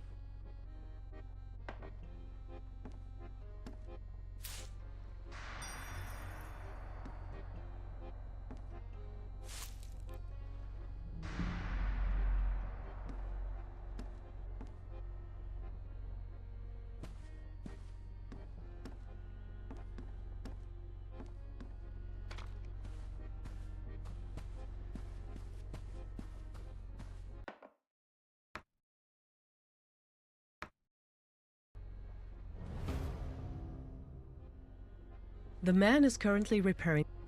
What's there to discuss? Tell me. Why do I have to explain this? I have nothing to do with it. Can't you understand that? It must have been one of the Clemens brothers. Hayo Clemens has a key that lets him into a lot of rooms. What's there to discuss? Tell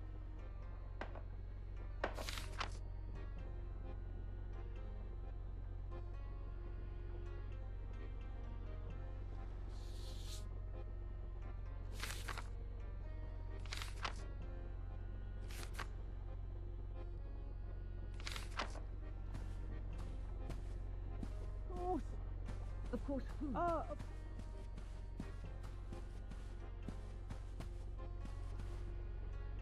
The boat boy stands. What else do you...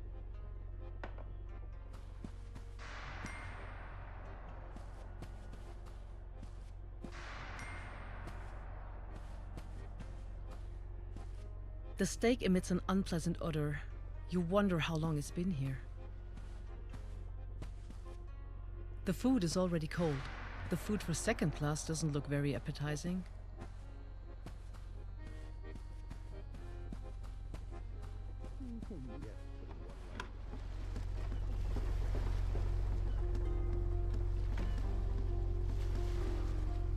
The boat boy takes. Yes? What else?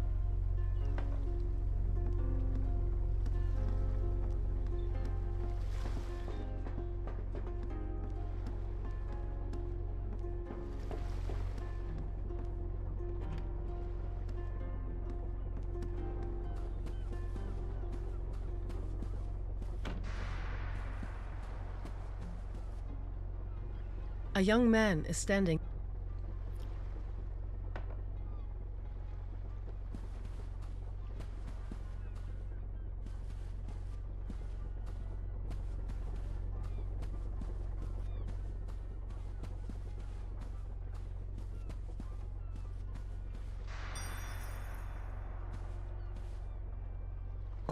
A small, sticky bottle of schnapps sits on the serving.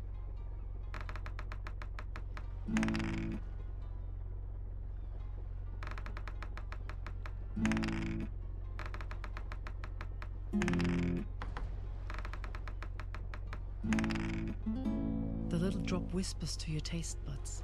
Morphine.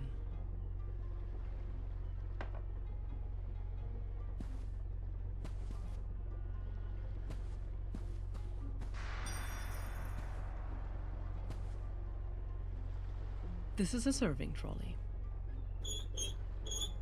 The serving trolley has not been cleaned for a long time. 2 of the 4 rusty...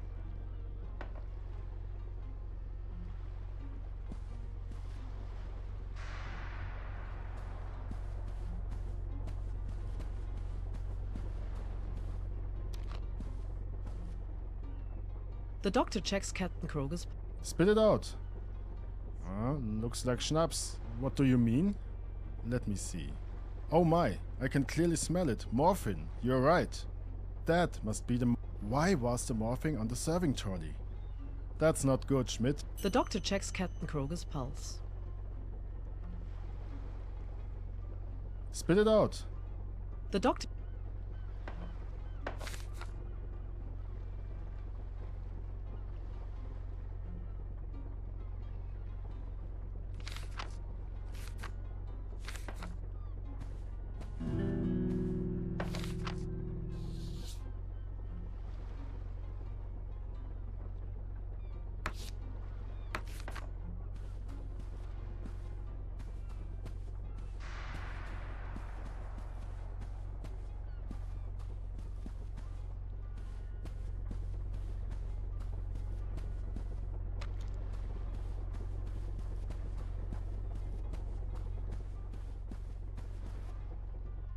A young man...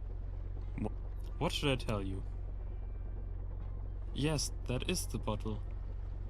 What does that mean? Peace? Peace is good.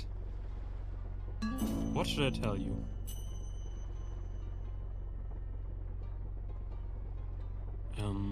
Do you mean... Well, Knutlinger was at the serving trolley. And Clemens, Eric Clemens. I haven't seen anyone else. Actually, he... But please, do not tell the others that I said that. Otherwise, they will be angry with me and... But what do you mean?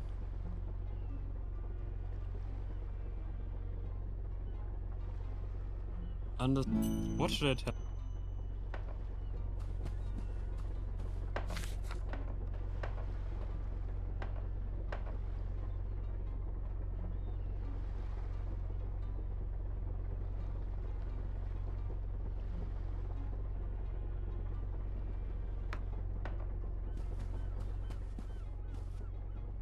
The doctor checks Captain. Spit it out.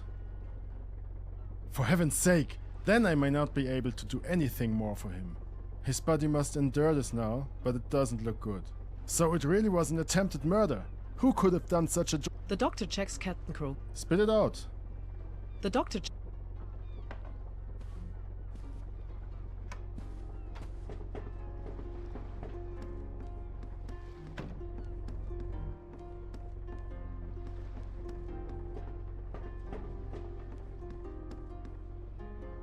The burly man.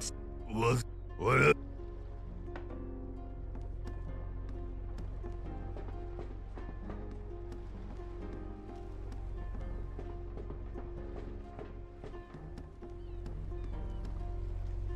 The boat boy. Yeah. What else?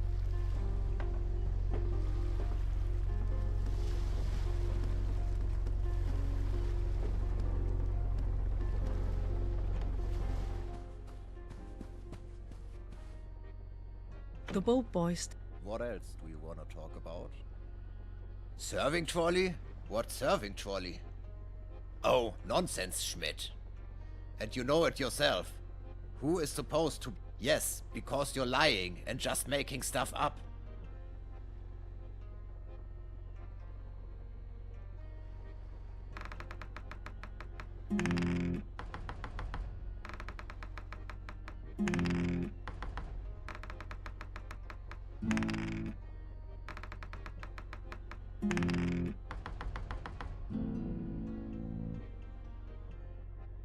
Damn it! I was not at the serving trolley. There is no What else?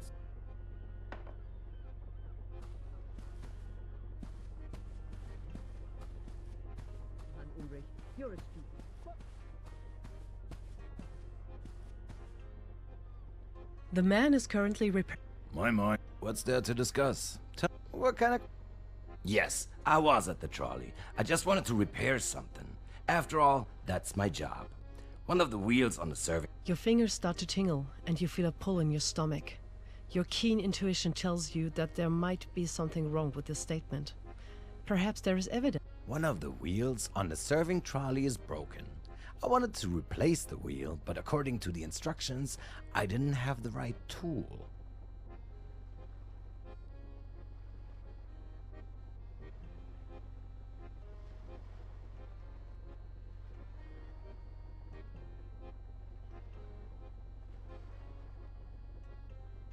What's there to discuss? Tell me.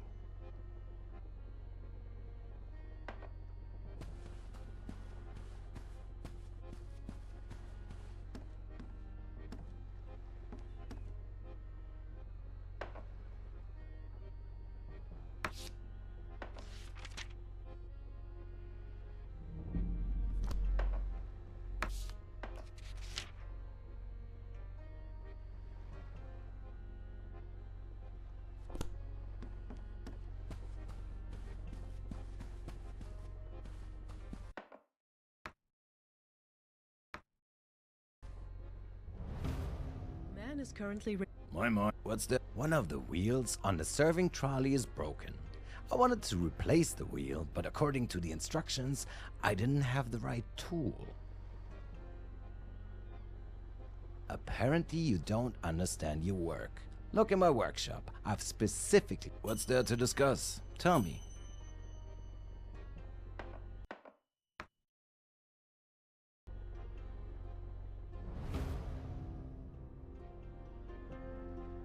The man is currently What's there to... One of the wheels on the serving trolley is broken. I wanted to replace the wheel, but according to the instructions, I didn't have the right tool. Apparently you don't understand. What's there to...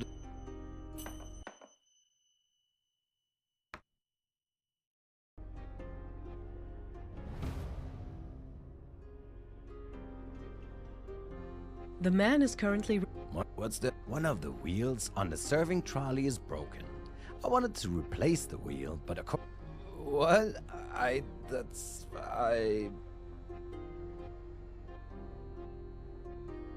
was there. Wait, not there. Damn it. Just leave me alone. What's there to discuss? Tell me.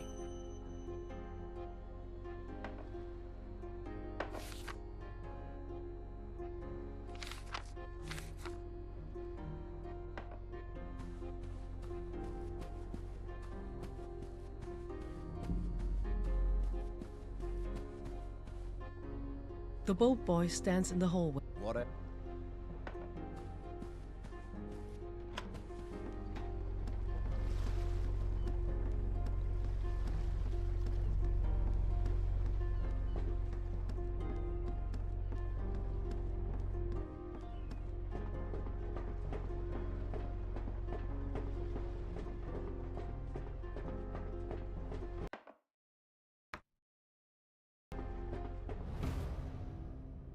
Miss Van Groot. What else is on the tip? Oh, really?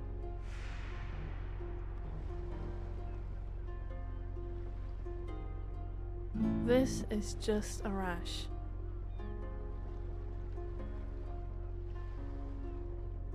Ah, that's none of your... So, am I not allowed to do that? I have nothing to do with that.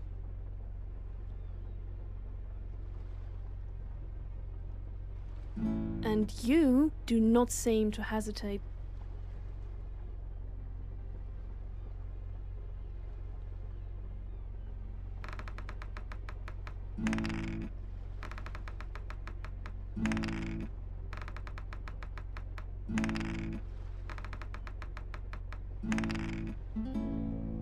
Kirsten remains stubbornly silent.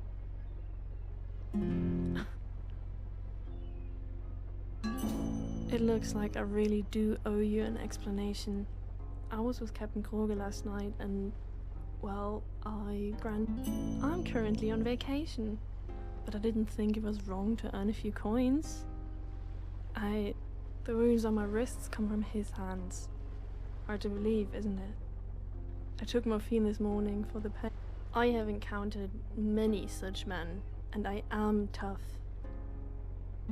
I enjoy my profession. It allows me a certain freedom and independence, and I would not risk that. Does this help you? I had no choice. You investigated well. And now...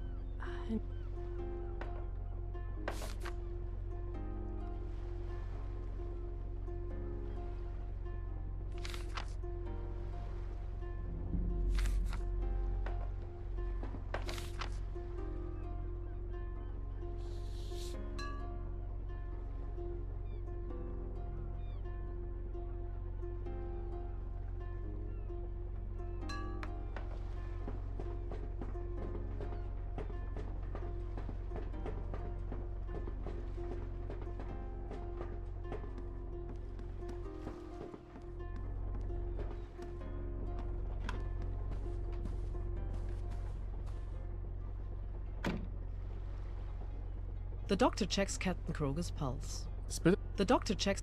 Would you like to confront the person responsible? Then we should all gather for the prosecution. You present... The crew gathers in the dining room. In the middle lies the captain. He appears as if he is peacefully waiting for death, with his breathing so slowly. Next to him stands the doctor, his trousers crumpled, his hair tousled. As you already know, the captain is in acute danger of his life.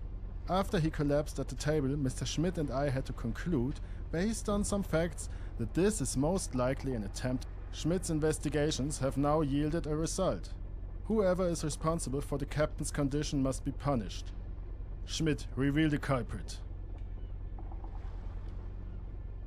A murmur runs through the assembled crowd, and all eyes turns to Knut Binge, who raises his hands defensively. What? Are you a few cards short of a full deck? Accusing me like that? I can't believe it. First of all, shut up, Binge.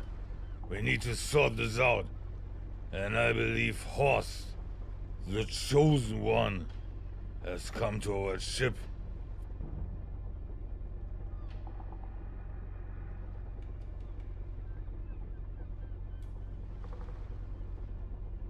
All eyes turn to Kroger, who lies motionless on the ground. Only if you look very closely, you can see his chest slowly rising and falling.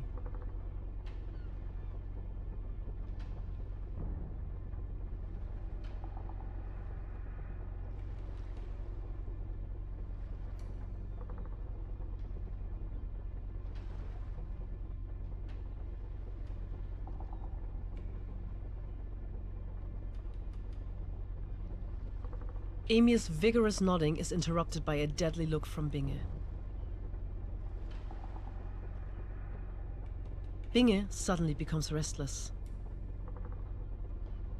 For a moment, Kirsten and Binge's gazes meet. She resolutely looks away, but her cheeks are glowing. The sudden silence is palpable.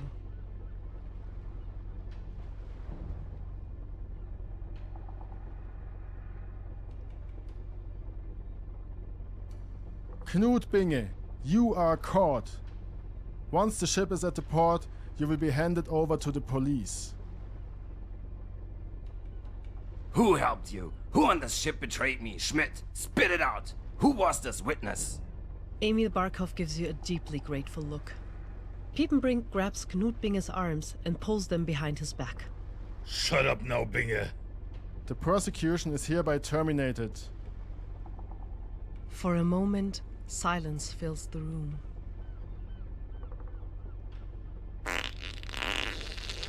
Just a liberating fart, meant to sweep away worries and frustrations, resonates through the silence.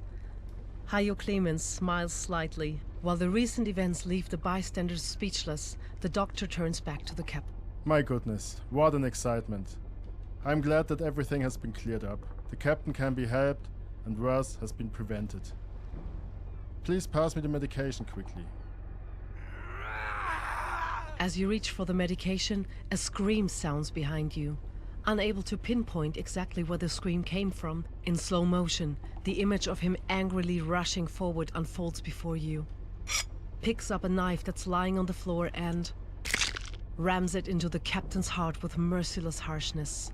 With one final gasp, life leaves the captain's body, while at the same time the room fills with terror and horror. For God's sake! By God, he has a knife! You!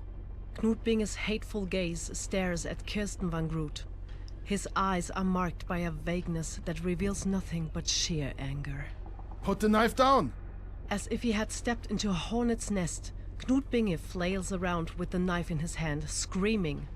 The surrounding people all step back in fear and can hardly process what they are witnessing until suddenly the blade comes to a rest in the air as if time had frozen. The tip points at Kirsten van Groot. She stares at the tip of the knife, at the very front of which the captain's blood drips. Behind it, Knut Binge's terrifying grimace emerges as it suddenly begins to speak. Love! True love! Do you know what that is, Kirsten? Knut, I beg you. Shut up, you stupid bitch! Do you know what love is? I... Love is a weapon in the hands of women. Love is the gun that shoots through the hearts of those who go to war for a good cause and still lose. Love is the poison that kills you by making you feel that you must live alone. You are my war, Kirsten. You carry the gun. You have given the world the order to shoot me, but I resist. But No buts! You keep quiet and listen. I have done everything for you. Everything! I've seen your suffering. I heard you when you were lonely. I stood by you when you slept and watched over you. I wanted to free you from all the evil. Would have left everything and everyone for you. And what do? Let yourself be mounted by that filthy captain like cheap livestock. You were supposed to be mine alone. But you chose the path of the whore, and now I will show you where that path ends. If I can't have you, then no one shall. I belong to no one. You sick, perverted piece of filth. You are sick. Do you understand? Oh, what have you done? What have you done? I have loved. That was my mistake. You notice Knut Binge is starting to move.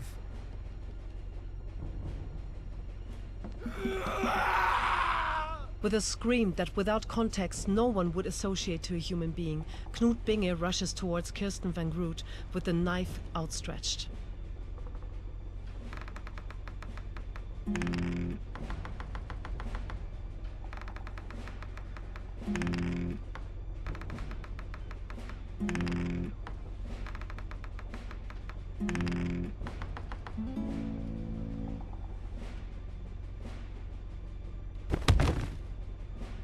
The force of your body knocks him off course. Dazed, he staggers around. Without even flinching, Hermann Piepenbrink grabs Knut Binge by the hair, pulls it back, grabs a bottle of rum, smashes it on the table, and shoves it into Knut Binge's throat. And now piss off to where you belong. Like a sack of waste, Hermann Piepenbrink throws the dead body of Knut Binge on the ground before turning away and grabbing a bottle of rum. See? I've taken care of it, Schmidt. Enough now! Stop! Everyone! Damn it! Piepenbrink, bring the ship to the port immediately!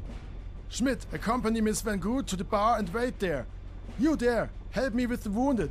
This is unbelievable!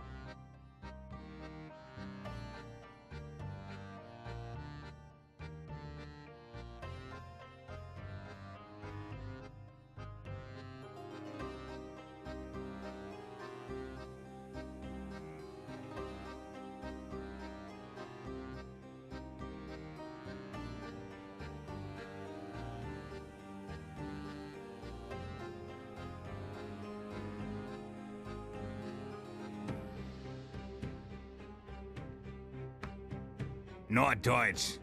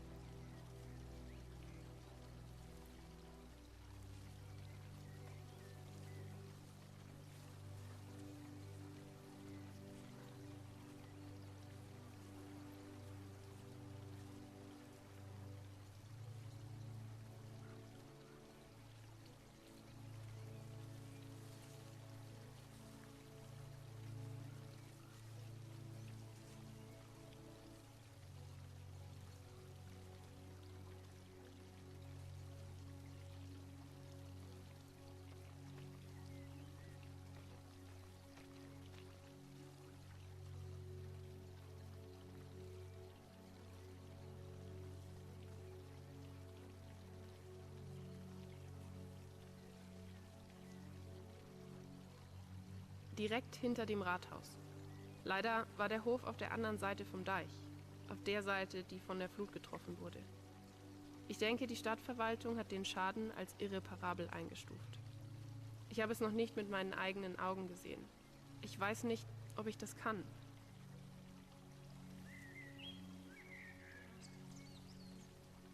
Oh, verdammt, Schmidt.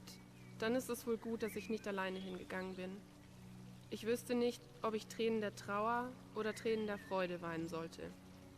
So sehr wir auch dafür gebetet haben, dass dieser Ort von der Landkarte verschwindet, ich hätte nie gedacht, dass es tatsächlich passieren würde. Wissen Sie, als ich ein Kind war, hat meine Familie von ganzem Herzen daran geglaubt, dass Gott die Erde schon einmal überflutet hat.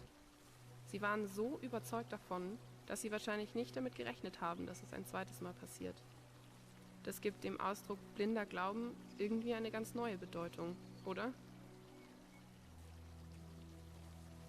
Oh nein, das hat sie gezeichnet? Ich hätte nicht gedacht, dass mein Herz noch mehr brechen könnte. Sie müssen mir glauben, der Abschied war auch für mich nicht leicht. Es ist eines der wenigen Dinge, die mich verfolgen.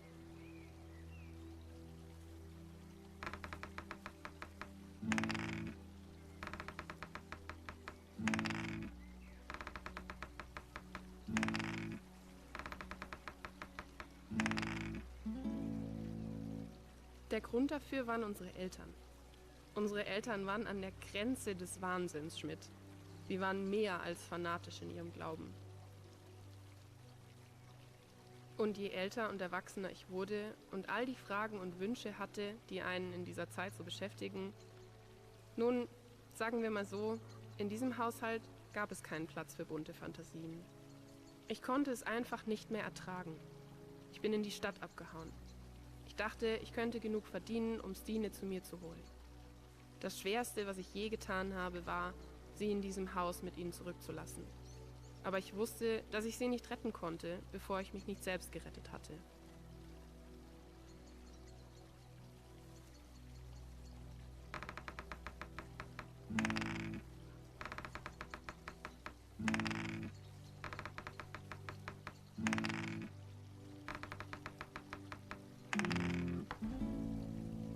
Das können Sie sich doch denken.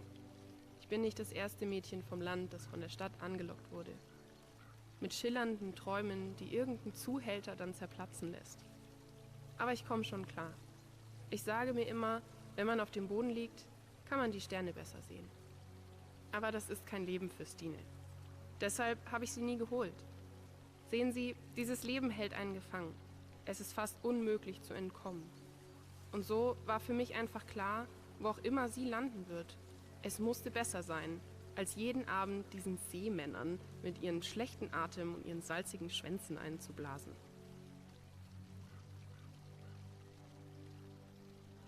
Ich hoffe, diese Frage ist nur eine Formalität, Schmidt. Ich dachte, wir wären Freunde, besonders nach allem, was wir auf der Fahrt hierher erlebt haben. Ich war natürlich von unserer langen Anreise erschöpft.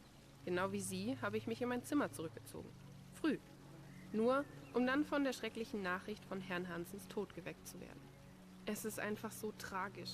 Ich kann nicht glauben, dass er ermordet wurde. Es gibt zu viele Tote auf dieser Insel, wenn Sie mich fragen. Es ist so ein Jammer. Alle sagen, dass er so ein netter, gebildeter Mann war. Die Welt braucht sicherlich mehr davon. Und dieses süße kleine Mädchen, es bricht mir das Herz.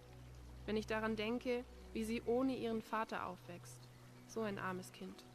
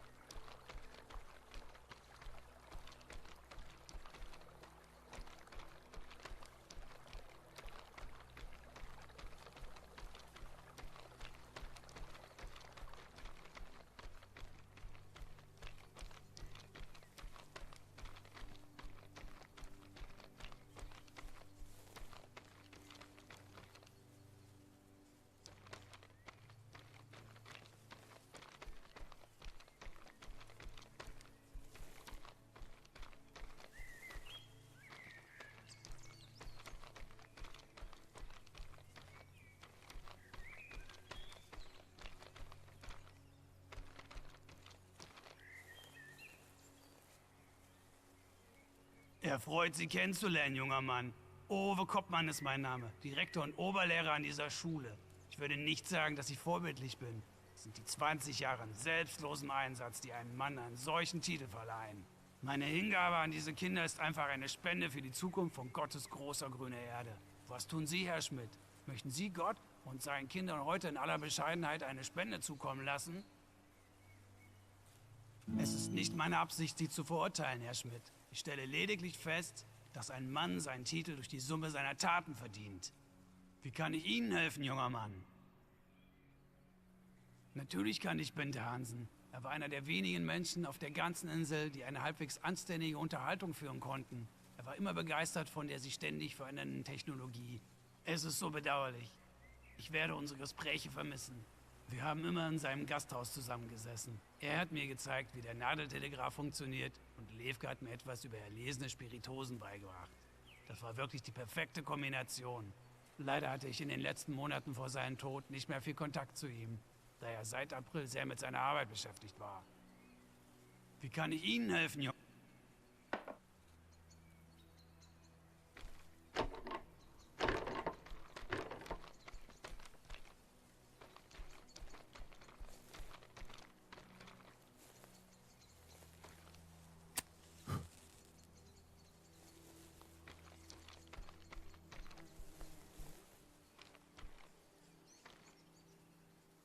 Der stämmige Mann bläst dir seinen schweren Atem ins Gesicht. Hey, was macht denn so ein Lütten wie Sie hier? Müssen Sie etwa noch mal die Schulbank drücken? Aber ich muss sagen, die anderen Grünschnäbel hier sind deutlich jünger als Sie. Aber mal ohne Flachs, was in aller Welt wollen Sie von so einem ollen Hausmeister wie mir? Ich war seit einer Ewigkeit für niemanden mehr nützlich, außer für die Kinders. Was könnten Sie von mir wollen?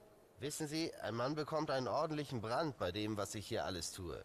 Ich würde fast alles für einen ordentlichen Schluck von was Kräftigem machen. Der Hausmeister ist mit sich selbst beschäftigt. Der Hausmeister bekommt große Augen. Der Hausmeister ist...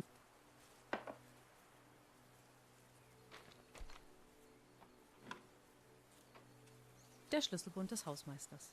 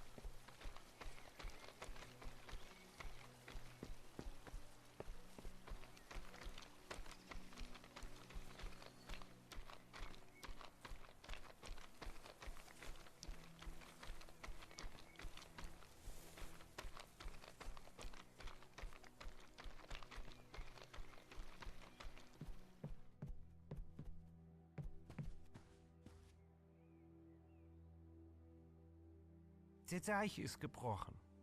Das ist Jahre her, lange bevor ich Bürgermeister geworden bin. Die Flut hat das Anwesen zerstört. Die van Groths, so hießen sie, hatten einen schönen großen Hof, alles weg. Haben auch ihr Leben verloren. Nur die jüngste Tochter, Stine, kam lebend davon. Die Gemeinde war am Boden zerstört. Die ältere Tochter Kirsten war ein paar Jahre zuvor aus Hafstedt weggezogen. Nachdem sie mit einem Schiff abgereist war, zu einer Zeit, als es noch keine Telegraphen gab, war sie wie verschollen. Keine Adresse, keine Möglichkeit, sie zu kontaktieren, um ihr die Nachricht zu übermitteln. Da es keine anderen lebenden Verwandten mehr gab, ist das Sorgerecht für die kleine Stine an den Schuldirektor Uwe Koppmann übergegangen. Sie ist im Schulhaus zusammen mit Hauke aufgewachsen. Ich habe Hauke schon lange nicht mehr gesehen. Zuletzt war er ein Seemann, soweit ich weiß. Jedenfalls hat Stine inzwischen Arbeit im Modesalon in der Stadt gefunden. Scheint ganz gut alleine zurechtzukommen.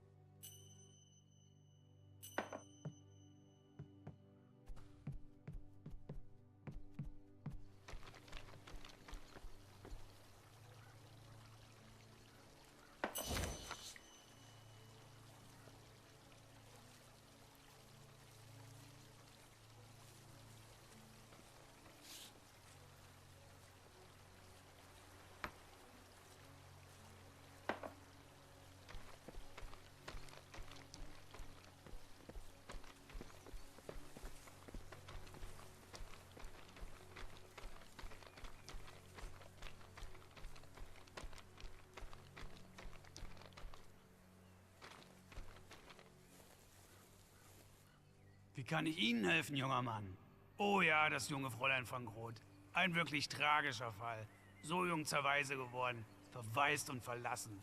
Ihre Schwester, diese Hure, hat vor dem Unglück die Stadt verlassen und ist nach Berlin oder so abgehauen, kurz bevor ihre Eltern gestorben sind. Seitdem hat Stine ihren Groll wie ein schweres Kreuz mit sich getragen. Glücklicherweise war Hauke hier, als sie ankam. Sie klammerte sich fast augenblicklich an ihn. Er war etwas älter, aber war wie Stine Mutterseelen allein auf dieser Welt. Die beiden waren unzertrennlich. Aber wie dem auch sei, das ist Jahre her. Ich habe meine Beziehungen spielen lassen und habe mit Fräulein Behrens vereinbart, dass Fräulein van Groth in ihrem Modesalon arbeiten kann. Eine etwas seltsame Konstellation, aber sie scheinen es irgendwie hinzubekommen. Hauke, ein guter, schlauer Junge wie Hauke, der braucht keine Hilfe. Der hat sich mit seinem Scharfsinn und Witz auf zu den Docks gemacht und hat es seitdem geschafft, immer eine Arbeit zu haben. Entschlossenheit und Durchhaltevermögen. Das habe ich ihm immer gesagt. Wie kann ich Ihnen helfen, junger Mann? Wie gesagt, das ist alles Jahre her. Keines Ihrer Besitztümer bleibt auf unserem Grundstück. Unser Hausmeister, Herr Bartelsen, mag ein Dummkopf sein, aber er geht wohl. Ich sage ihm, die Flotte der königlichen Marine würde zerfallen, wenn auch nur ein Kolben nicht richtig ausgerichtet wäre. Jeder Motor, jede Maschine erfordert Präzision und Balance. An diesem Ort hier soll es genauso laufen. Nicht einmal die kleinste Schraube darf schief sitzen. Nur gut geölte Präzision und Balance, Herr Schmidt. Nichts weniger. Wie kann ich Ihnen helfen?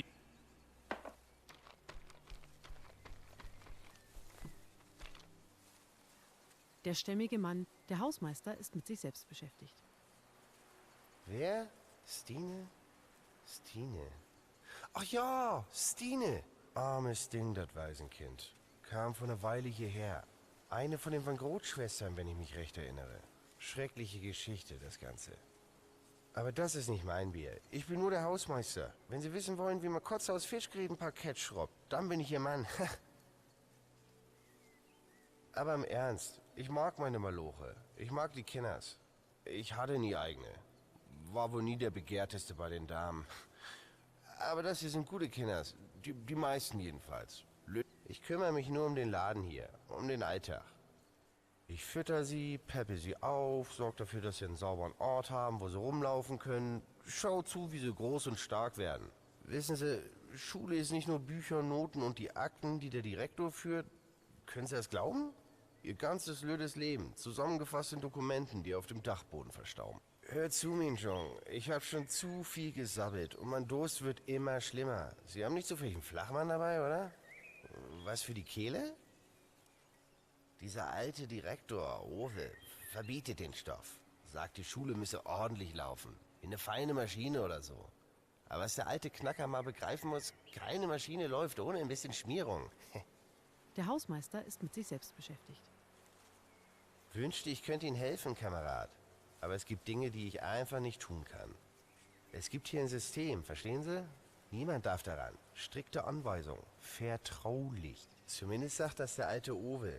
Das ist eine ernsthafte Arbeit, wissen Sie? Sie würden staunen, wie erfinderisch die Bänge sind, wenn es darum geht, Sachen zu versauen. Die Lüttenschlinge. Ich kann dir gar nicht sagen, weil ich das letzte Mal lang genug weg war, um es in die Kneipe zu schaffen. Trinken Sie gern mal einen über den Durst, Schmidt? Lassen Sie sich sagen, in der Kneipe haben Sie diesen Grog. Mann, oh Mann, die machen den richtig ordentlich.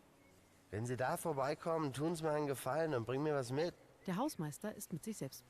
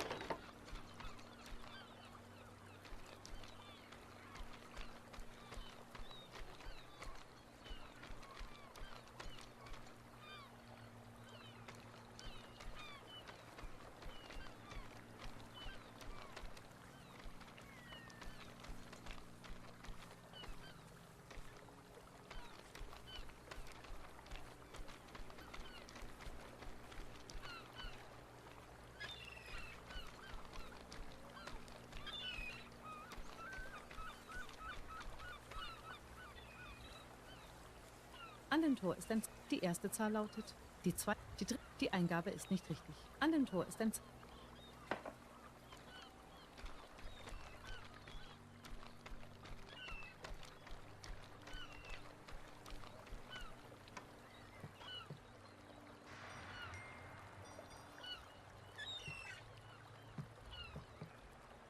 The latest fashion, collection 1870.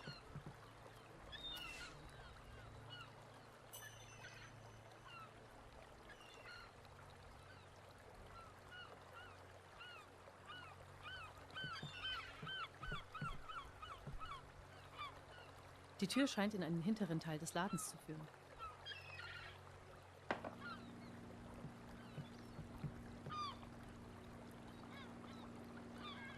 Och, bitte, mein Herr.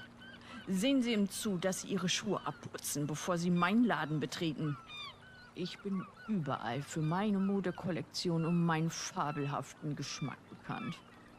Der Name Teda Behrens steht in Hafstedt für die beste Qualität. Niemand sonst hier hat das Auge oder den Stil, um die neueste Mode direkt aus Berlin hier unter die Leute zu bringen. Ich will das nicht sehen, dass Sie mit Ihren dreckigen Schuhen meinen Laden schmutzig machen.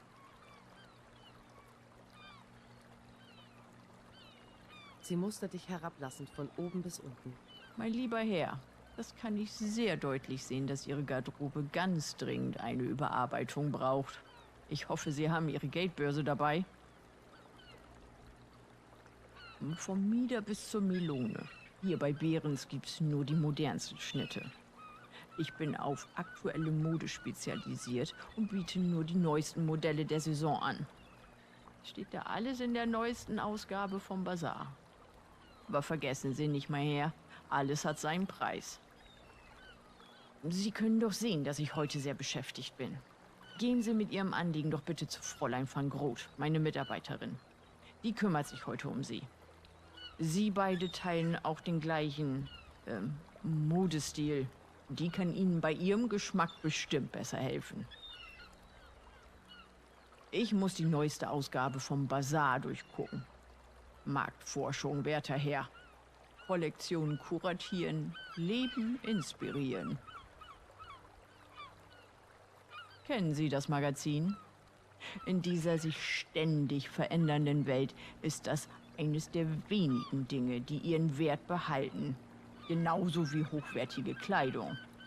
Kostet 10 Mark im Jahr und ist jeden Groschen wert. Für meinen Laden kommt nichts Billigeres in Frage. Es gibt auch einen Rätselteil mit Knobeleien. Das ist was für den höheren Geist. Herr Schmidt, Mode ist nichts für ungebildete Leute.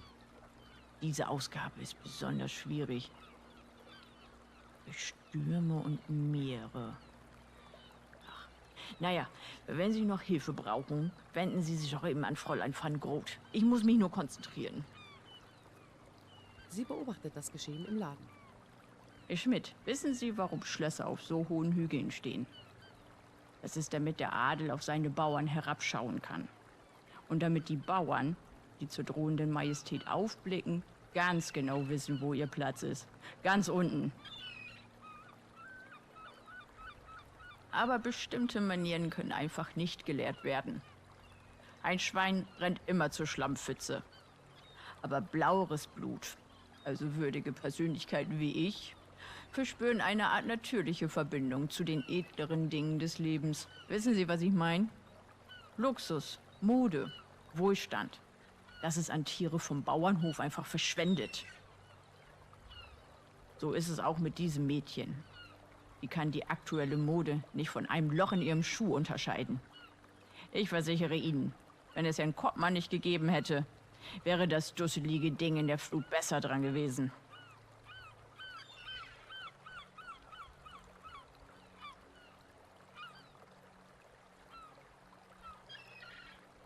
Sie beobachtet das Geschehen im Laden. Was haben Sie bloß für ein gewaltiges Interesse an diesem Mädchen? Die ist der lebende Beweis dafür, dass man seine Wurzeln nicht hinter sich lassen kann.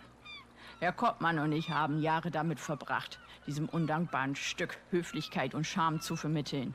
Und wozu? Damit sie eine gewöhnliche Ratte vom Bauernhof bleiben kann? Eine Diebin? Ich zahle ihr viel mehr, als jemand aus dieser niederen Schicht es eigentlich verdient hat.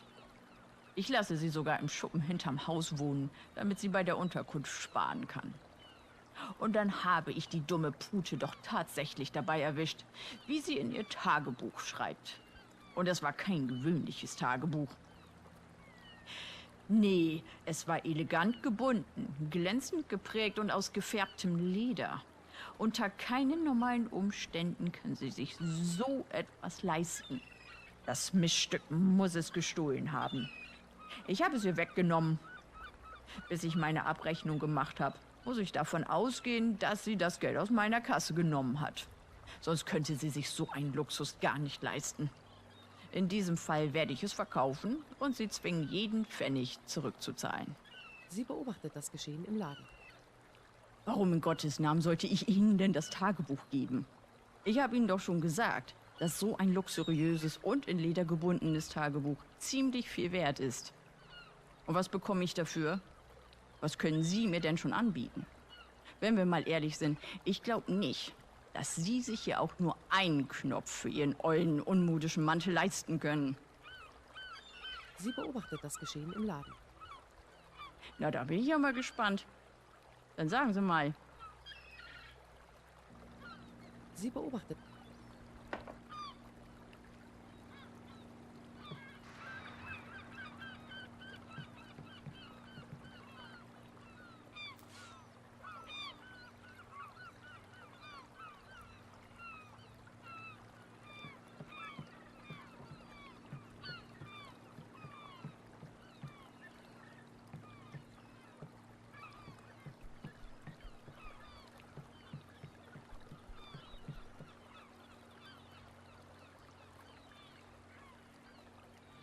Herzlich willkommen in Behrens Modesalon, der einzige Laden, der das pulsierende Nachtleben und die Mode Berlins in das verschlafene Städtchen Hafstedt bringt. Mein Name ist Fräulein van Groot, aber Sie können mich Stine nennen. Aber nur solange Fräulein Behrens nicht in Hörweite ist. Sie verlangt eine gewisse Förmlichkeit in ihrer Gegenwart. Keine Sorge, mein Herr. Sie nimmt sich nur Zeit für die hochnäsigen, reichen Leute. Aber sehen Sie sich um. Ich bezweifle, dass Sie hier in Harstedt vielen hochnäsigen, reichen Leuten begegnet sind. Die Stadt besteht nur aus Matrosen und Säufern. Ich denke, dass Frau Behrens mit ihrem reichen Erbe fast 1/3 der gewünschten Kundschaft in der ganzen Gegend ausmacht. Sie sagt, sie nutzt ihre wertvolle Zeit, um eine neue Kollektion zu kuratieren, aber sie blättert einfach den ganzen Tag in der neuesten Ausgabe vom Bazar. Ich kann hören, wie sie seltsame Sätze vor sich hin murmelt. Sowas wie, die Ente frisst Haare unter goldenen Monden. Sie denkt, ich kann sie nicht hören. Aber ich kann es sehr wohl und ich weiß, dass sie da hinten mit diesen verdammten Rätseln beschäftigt ist, die in ihren blöden Zeitschriften drin sind. Das ist schon ein bisschen gruselig, um ehrlich zu sein. Letztendlich bin ich es also, die die meiste Arbeit macht. Ich, die unbezahlte Verkäuferin, die als Erste hier ist und als Letzte geht. Ich sag Ihnen, mein Herr, eines Tages wird das Glück auf meiner Seite sein. Und ich werde diese wertlose Insel endlich verlassen. Bis dahin sitze ich hier fest. In Behrens Modesalon. Wie auch immer, wenn ich Ihnen irgendwie helfen kann, lassen Sie es mich wissen.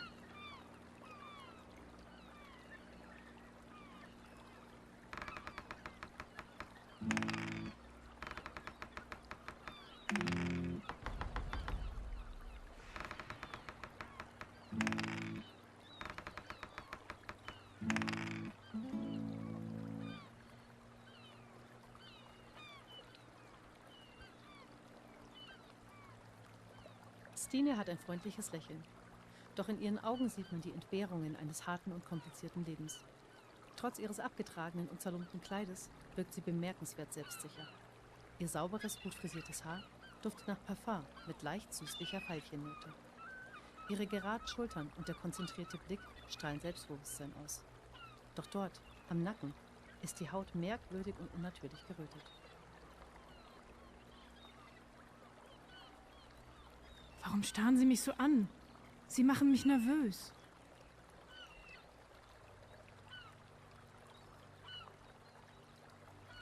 Oh, mein lieber Hauke. Wir sind zusammen aufgewachsen. Wissen Sie, im Schulhaus. Er wurde auch verlassen, als er ein Kind war. Das hat ihn nicht davon abgehalten, zu einem so gutherzigen Mann heranzuwachsen. Wenn er nicht gerade arbeitet, ist er wahrscheinlich draußen am Deich, auf der südöstlichen Seite der Stadt angeln. Dort können Sie ihn finden. Aber bitte, Herr Schmidt, Sie scheinen ein netter Kerl zu sein. Gehen Sie nicht weiter hinaus. Das Moor ist nur ein kleines Stück die Straße hinauf. Es ist dort nicht sicher.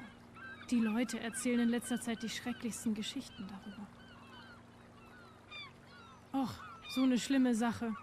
Ich kannte ihn nicht persönlich, aber es ist eine kleine Insel. Jeder kennt den anderen irgendwie. Er hat hier nie eingekauft oder so. Ich habe ihn einfach herumlaufen sehen. Sie sind frei, alles zu fragen, was Sie wünschen. Ob ich antworte, bleibt abzuwarten.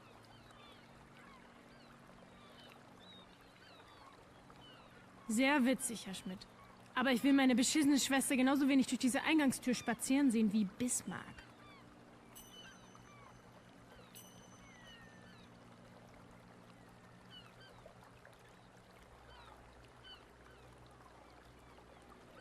In der Nacht des Mordes? Oh Gott, werde ich etwa verdächtigt? Nun, es war einfach ein normaler Mittwoch. Ich habe nach der Arbeit abgeschlossen, wie ich es immer tue. Und dann bin ich nach Hause gegangen. Ich wohne direkt hinter dem Haus, wissen Sie. Links vom Laden gibt's diese kleine Gasse.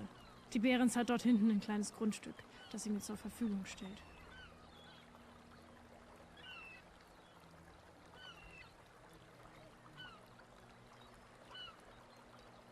Sie zieht die Miete von meinem Lohn ab. Natürlich. Die Reichen geben nichts umsonst. Und wenn Sie mich fragen, wäre jeder Betrag zu viel für diese muffige Absteige. Aber ich kann mir nichts anderes leisten. Also denke ich, es macht keinen Sinn, mich zu beschweren.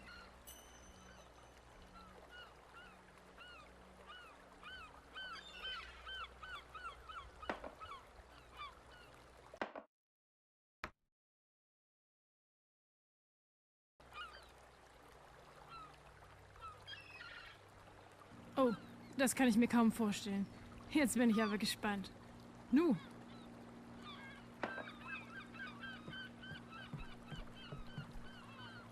Die Tür scheint in ein... Die Tür ist nicht abgesperrt. Doch... Glauben Sie etwa, ich sehe Sie nicht? Ihr Zutritt zu... Und jetzt hören Sie auf, mich abzulenken. Ich werde dieses verdammte Rätsel nie lösen, wenn Sie hier weiter rumschnüffeln. Sie wendet sich. Kein Fuß, kein Hand. Doch weit.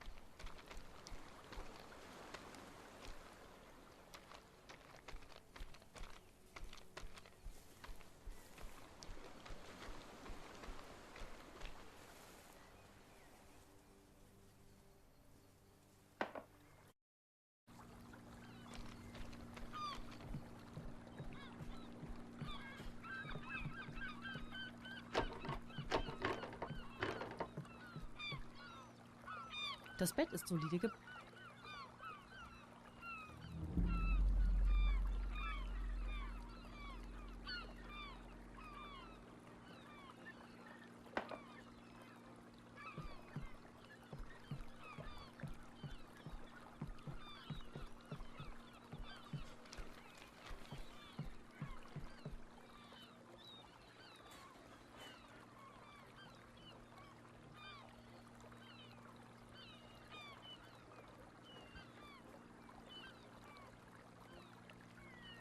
Ah ja, das ist ein ordentlich...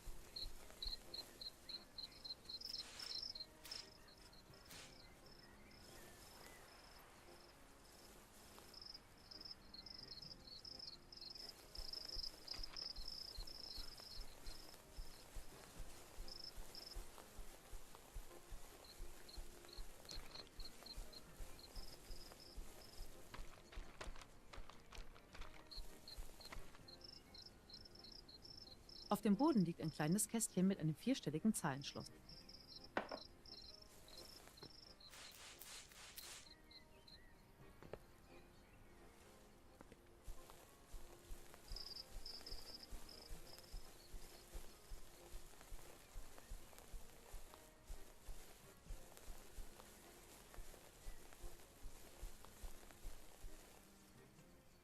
The sign guides the way to the painter.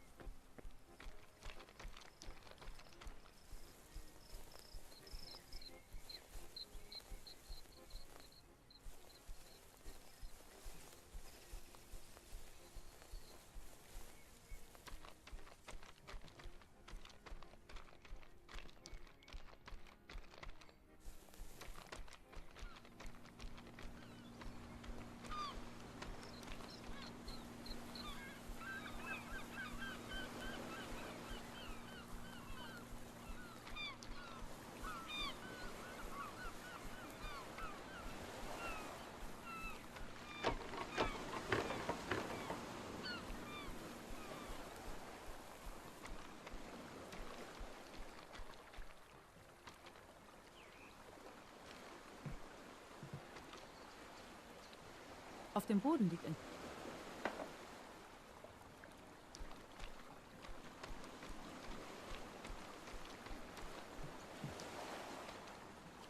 Auf dem Boden liegt ein kleines Kästchen mit einem...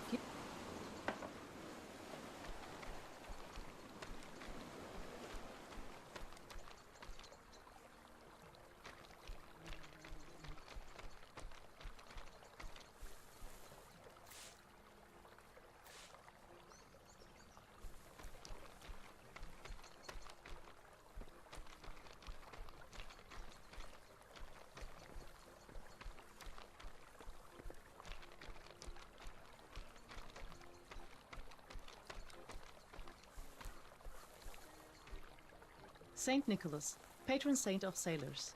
He has golden apples with him.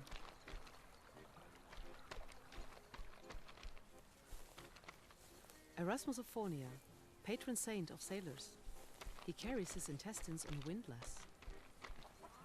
Stella Maris, Saint Mary, the star that shows sailors the way.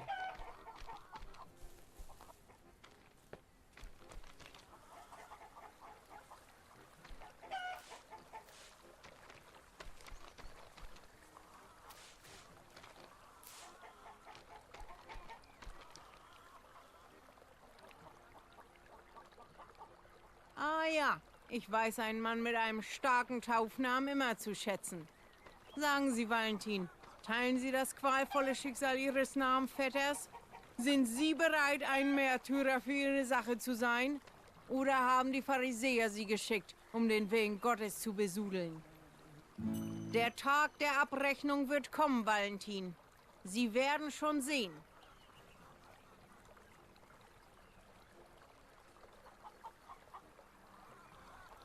Den Telegrafenbeamten? Als ob ich meine Zeit in Gemeinschaft mit so einem blasphemischen Narren verbringen würde. Wie auch immer. Ich glaube, dass wahre Worte nur aus einer Tintenfeder stammen können, so wie auch die Heilige Schrift. Nicht von irgendeinem verfluchten Operat. Das hier ist eine kleine Insel. Jeder kennt jeden. Aber ich würde kaum mit einem Mann wie Bente Hansen das Brot brechen.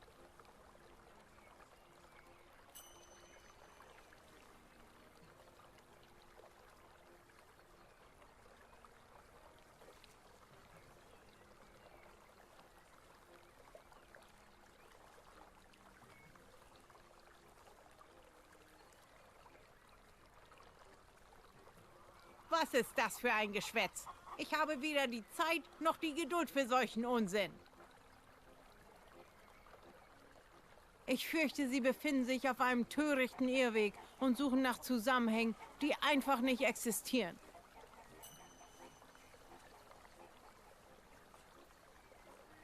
Und was hat das für eine Bedeutung für Sie? Ich bin nur eine einfache Frau, die ein bußfertiges Leben führt. Lassen Sie mich in Ruhe. Würden Sie den Erlöser vom Kreuz reißen, nur um ihn an den Boden zu nageln? Und Ihre Untersuchung hat Sie hierher geführt, um meine Türschwelle zu verdunkeln? Oh, edler Valentin, Sie versuchen die Fäden des Bösen zu durchtrennen, als wären Sie die Hand Gottes. Ein einsamer Kreuzritter auf einem dunklen und stürmischen Meer. Aber wenn er tot ist, dann würde das bedeuten...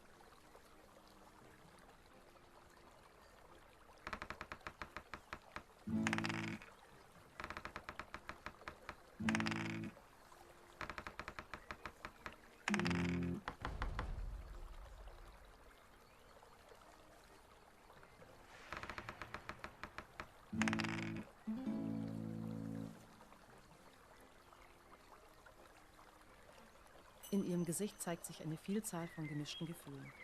Erleichterung, Entsetzen, Abscheu. Und dann bildet sich ein suffisantes Lächeln um ihre Mundwinkel. Sie scheint wirklich überrascht über die Nachricht von Bentes Tod zu sein. Doch es ist auch offensichtlich, dass sie nicht traurig darüber ist. Das Gesicht der Bäuerin erhellt sich.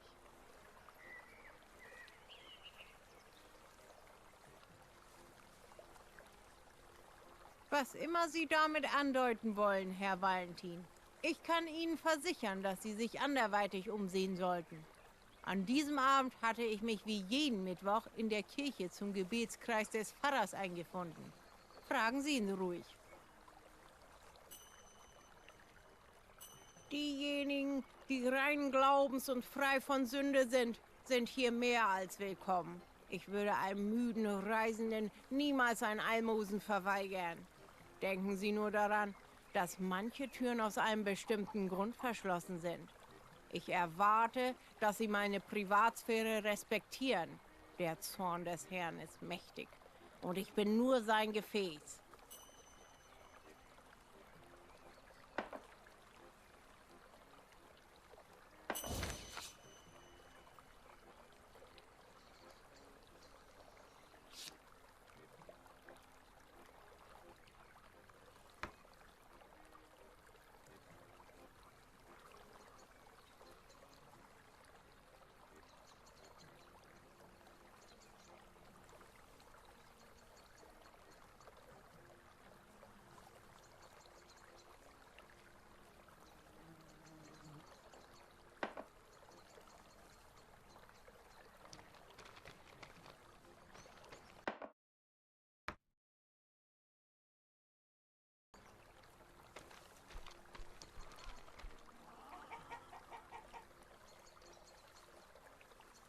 Moin, moin, werter Herr. Entschuldigen Sie den Gestank. Diese verdammten Hühner scheißen mehr als die Eier legen. Ist schwer damit zu halten. Öcke ist mein Name. Ich helfe aus, wenn Frau Albers mich braucht. Aber wenn ich irgendwas für Sie tun kann, fragen Sie mich einfach.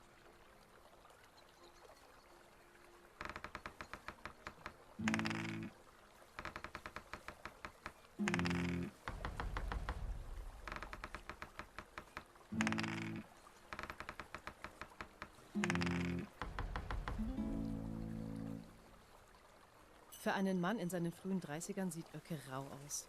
Rosacea hat sein Aussehen bereits entstellt. Sein Gesicht fleckig und rot, seine Nase knollig. Dunkle Augenringe umrahmen seine unruhigen Augen. Zwischen seinen gelben Zähnen strömt ein stechender, saurer, alkoholischer Atem hervor. Komischerweise ist seine rechte Hand mit einem gewöhnlichen Geschirrtuch bandagiert.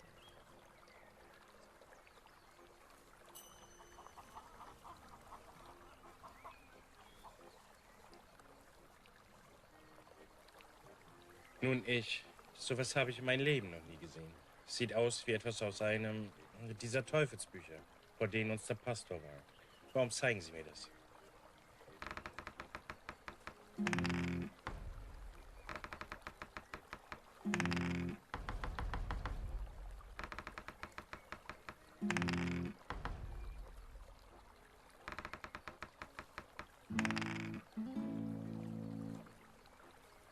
Seine Verwirrung scheint echt zu sein. Der Mann weiß nicht, wovon du sprichst.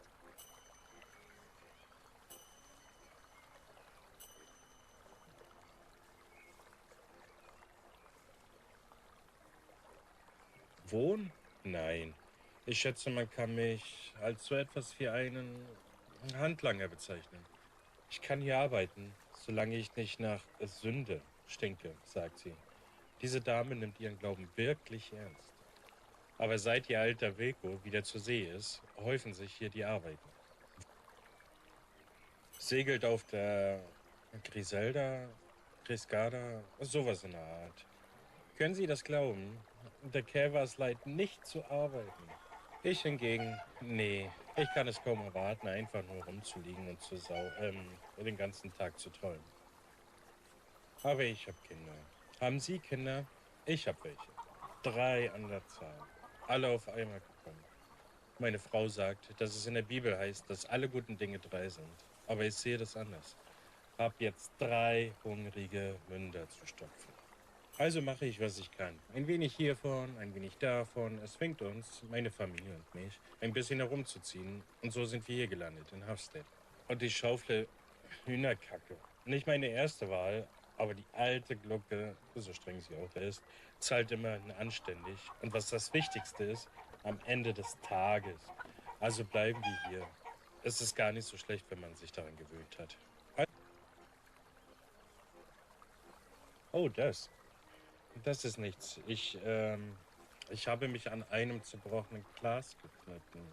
Wirklich. Es sieht viel schlimmer aus, als es ist. Was? Ich? Auf keinen Fall. Aber Die alte Frau Albers hat mich beauftragt, die Öllampen aufzufüllen. Ich muss ein wenig auf meine Jacke verschüttet haben.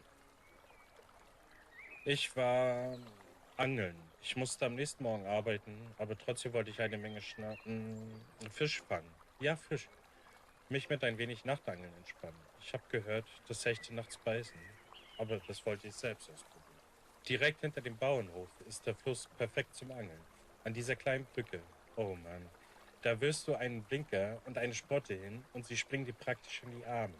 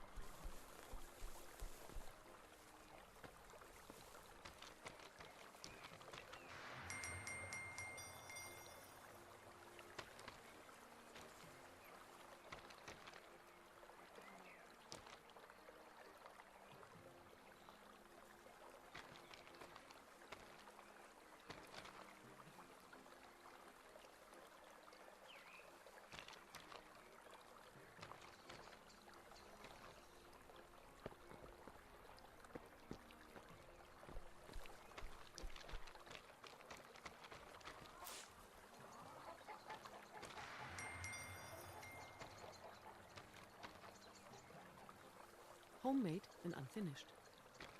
A pot of black paint.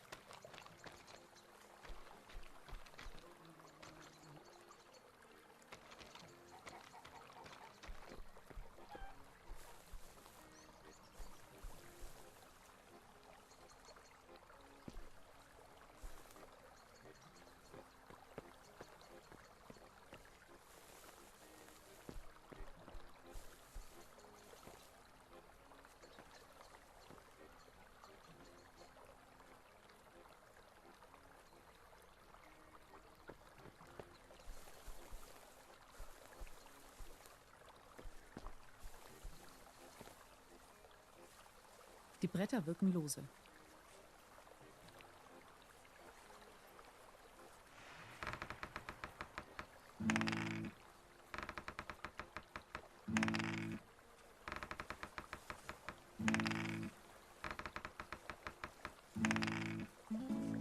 Mit äußerster Präzision löst du das Brett und befreist, was darunter liegt.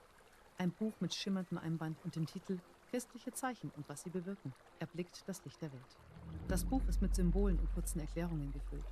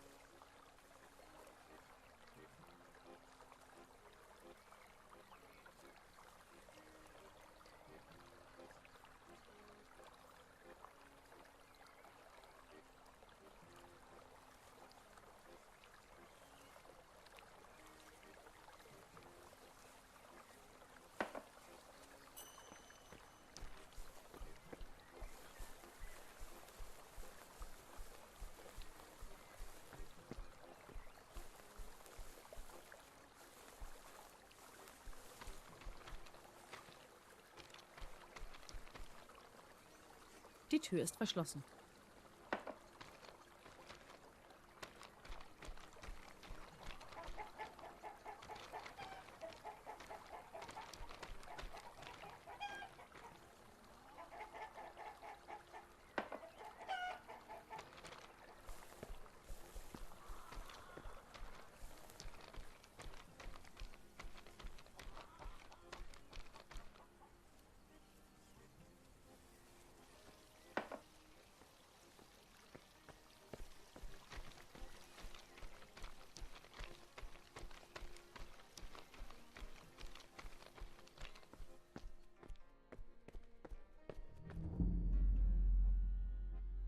Was beschäftigt Sie, mein Sohn?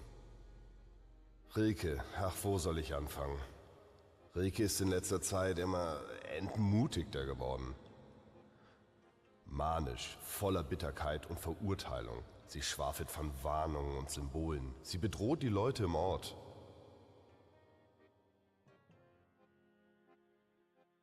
Um ehrlich zu sein, es ist ein bisschen unangenehm geworden. Besonders für die anderen Gemeindemitglieder.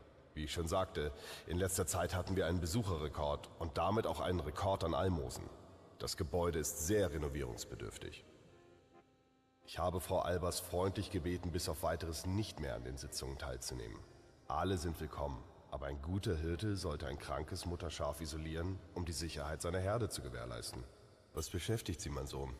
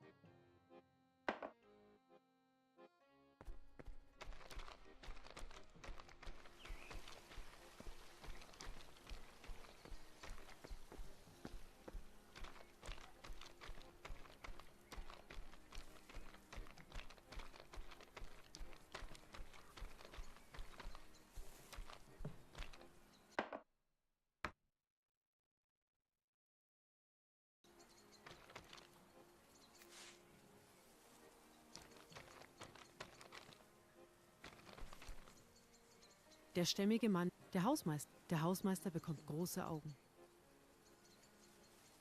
Das ist es. Das ist der gute Stoff. Ich glaub's nicht, dass Sie tatsächlich einen mitgebracht haben. Aber hey, ich muss warten, bis der alte Owe Feierabend macht. Dieser alte Kauz würde nicht mehr trinken, wenn ihm die Zähne brennen würden. Aber ich schon.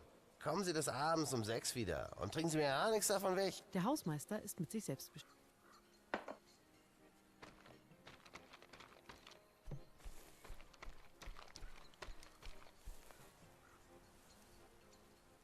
Wie kann ich Ihnen helfen?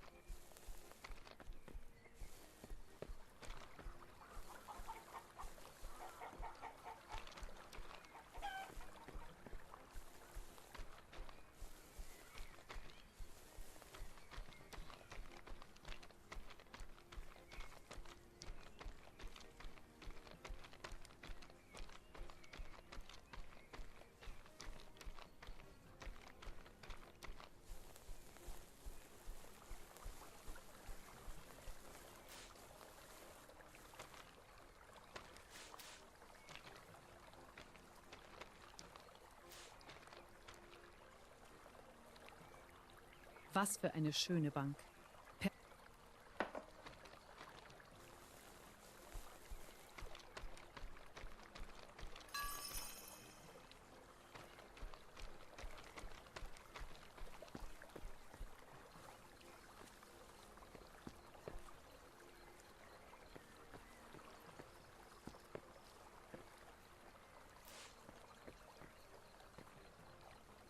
Der Mann steht ruhig da und angelt.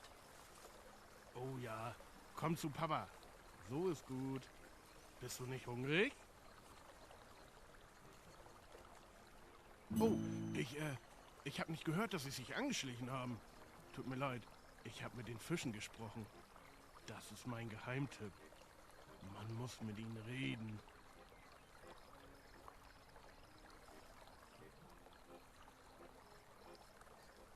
Kommt, meine kleinen Freunde, kommt zu meinem kleinen Festmahl.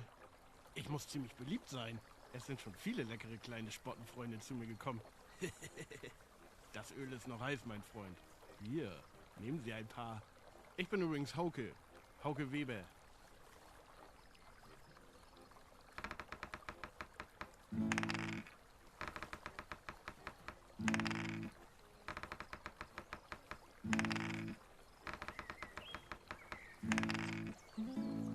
Getrocknetes Blut verkrustet die Falten um seinen Mund. Seine Lippe ist gespalten. Direkt hinter seinem schiefen Grinsen fehlen 1 oder 2 vergilbte Zähne. Die Erschöpfung steht ihm ins geschwollene Gesicht geschrieben. Obwohl er äußerlich ruhig bleibt, verrät das leichte Zittern seiner Angelschnur, dass er nervös ist.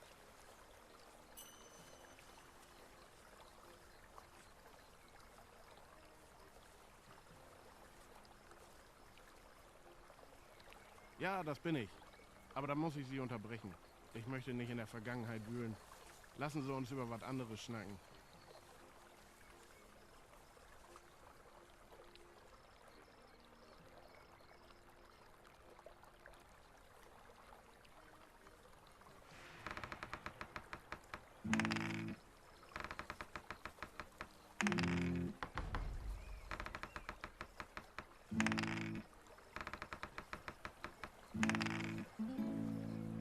Das Thema scheint großes Unbehagen in Hauke zu wecken. Wenn Stine nicht gewesen wäre, hätte ich diesen Ort nie überlebt.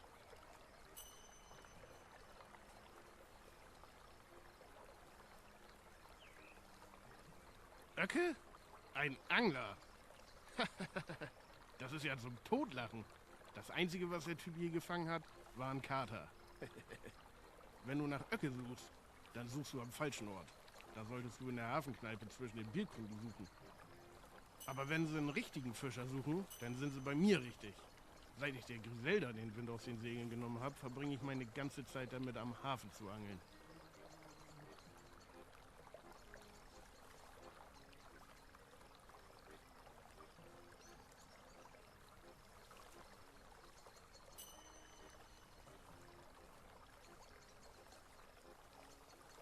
Wilko? Wilko. Auf die Griselda? Ne, da klingelt bei mir nix. Und glauben Sie mir, ich erinnere mich an den Namen von jedem salzigen Bastard auf diesem Schiff. Haben Sie jemals auf See gearbeitet?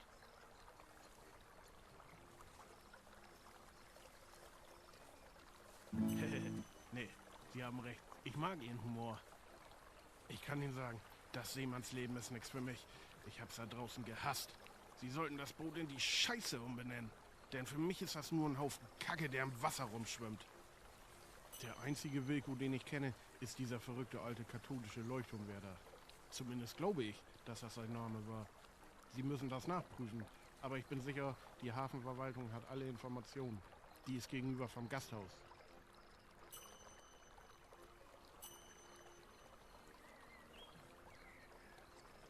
Wenn Sie zum Hafen gehen, gehen Sie geradeaus die Treppe hoch. Sie gehen dann direkt drauf zu.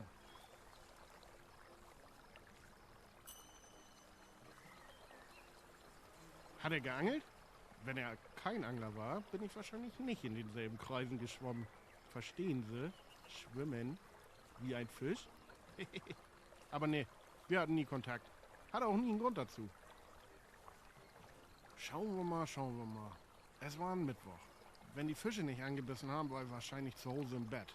Der frühe Vogel fängt den Wurm. Und der frühe Wurm fängt den fetten Fisch. So sieht das aus. Wer früh pennt, ist früh wach.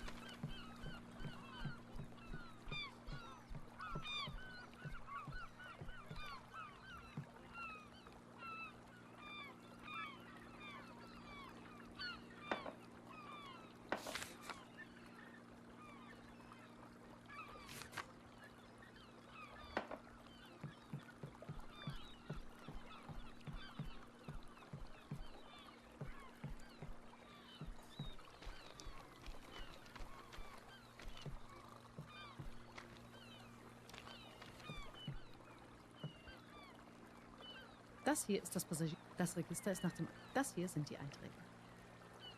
Das hier sind die Einträge.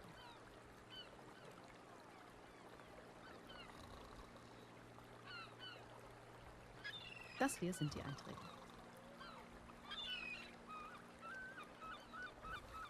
Das hier sind die Einträge.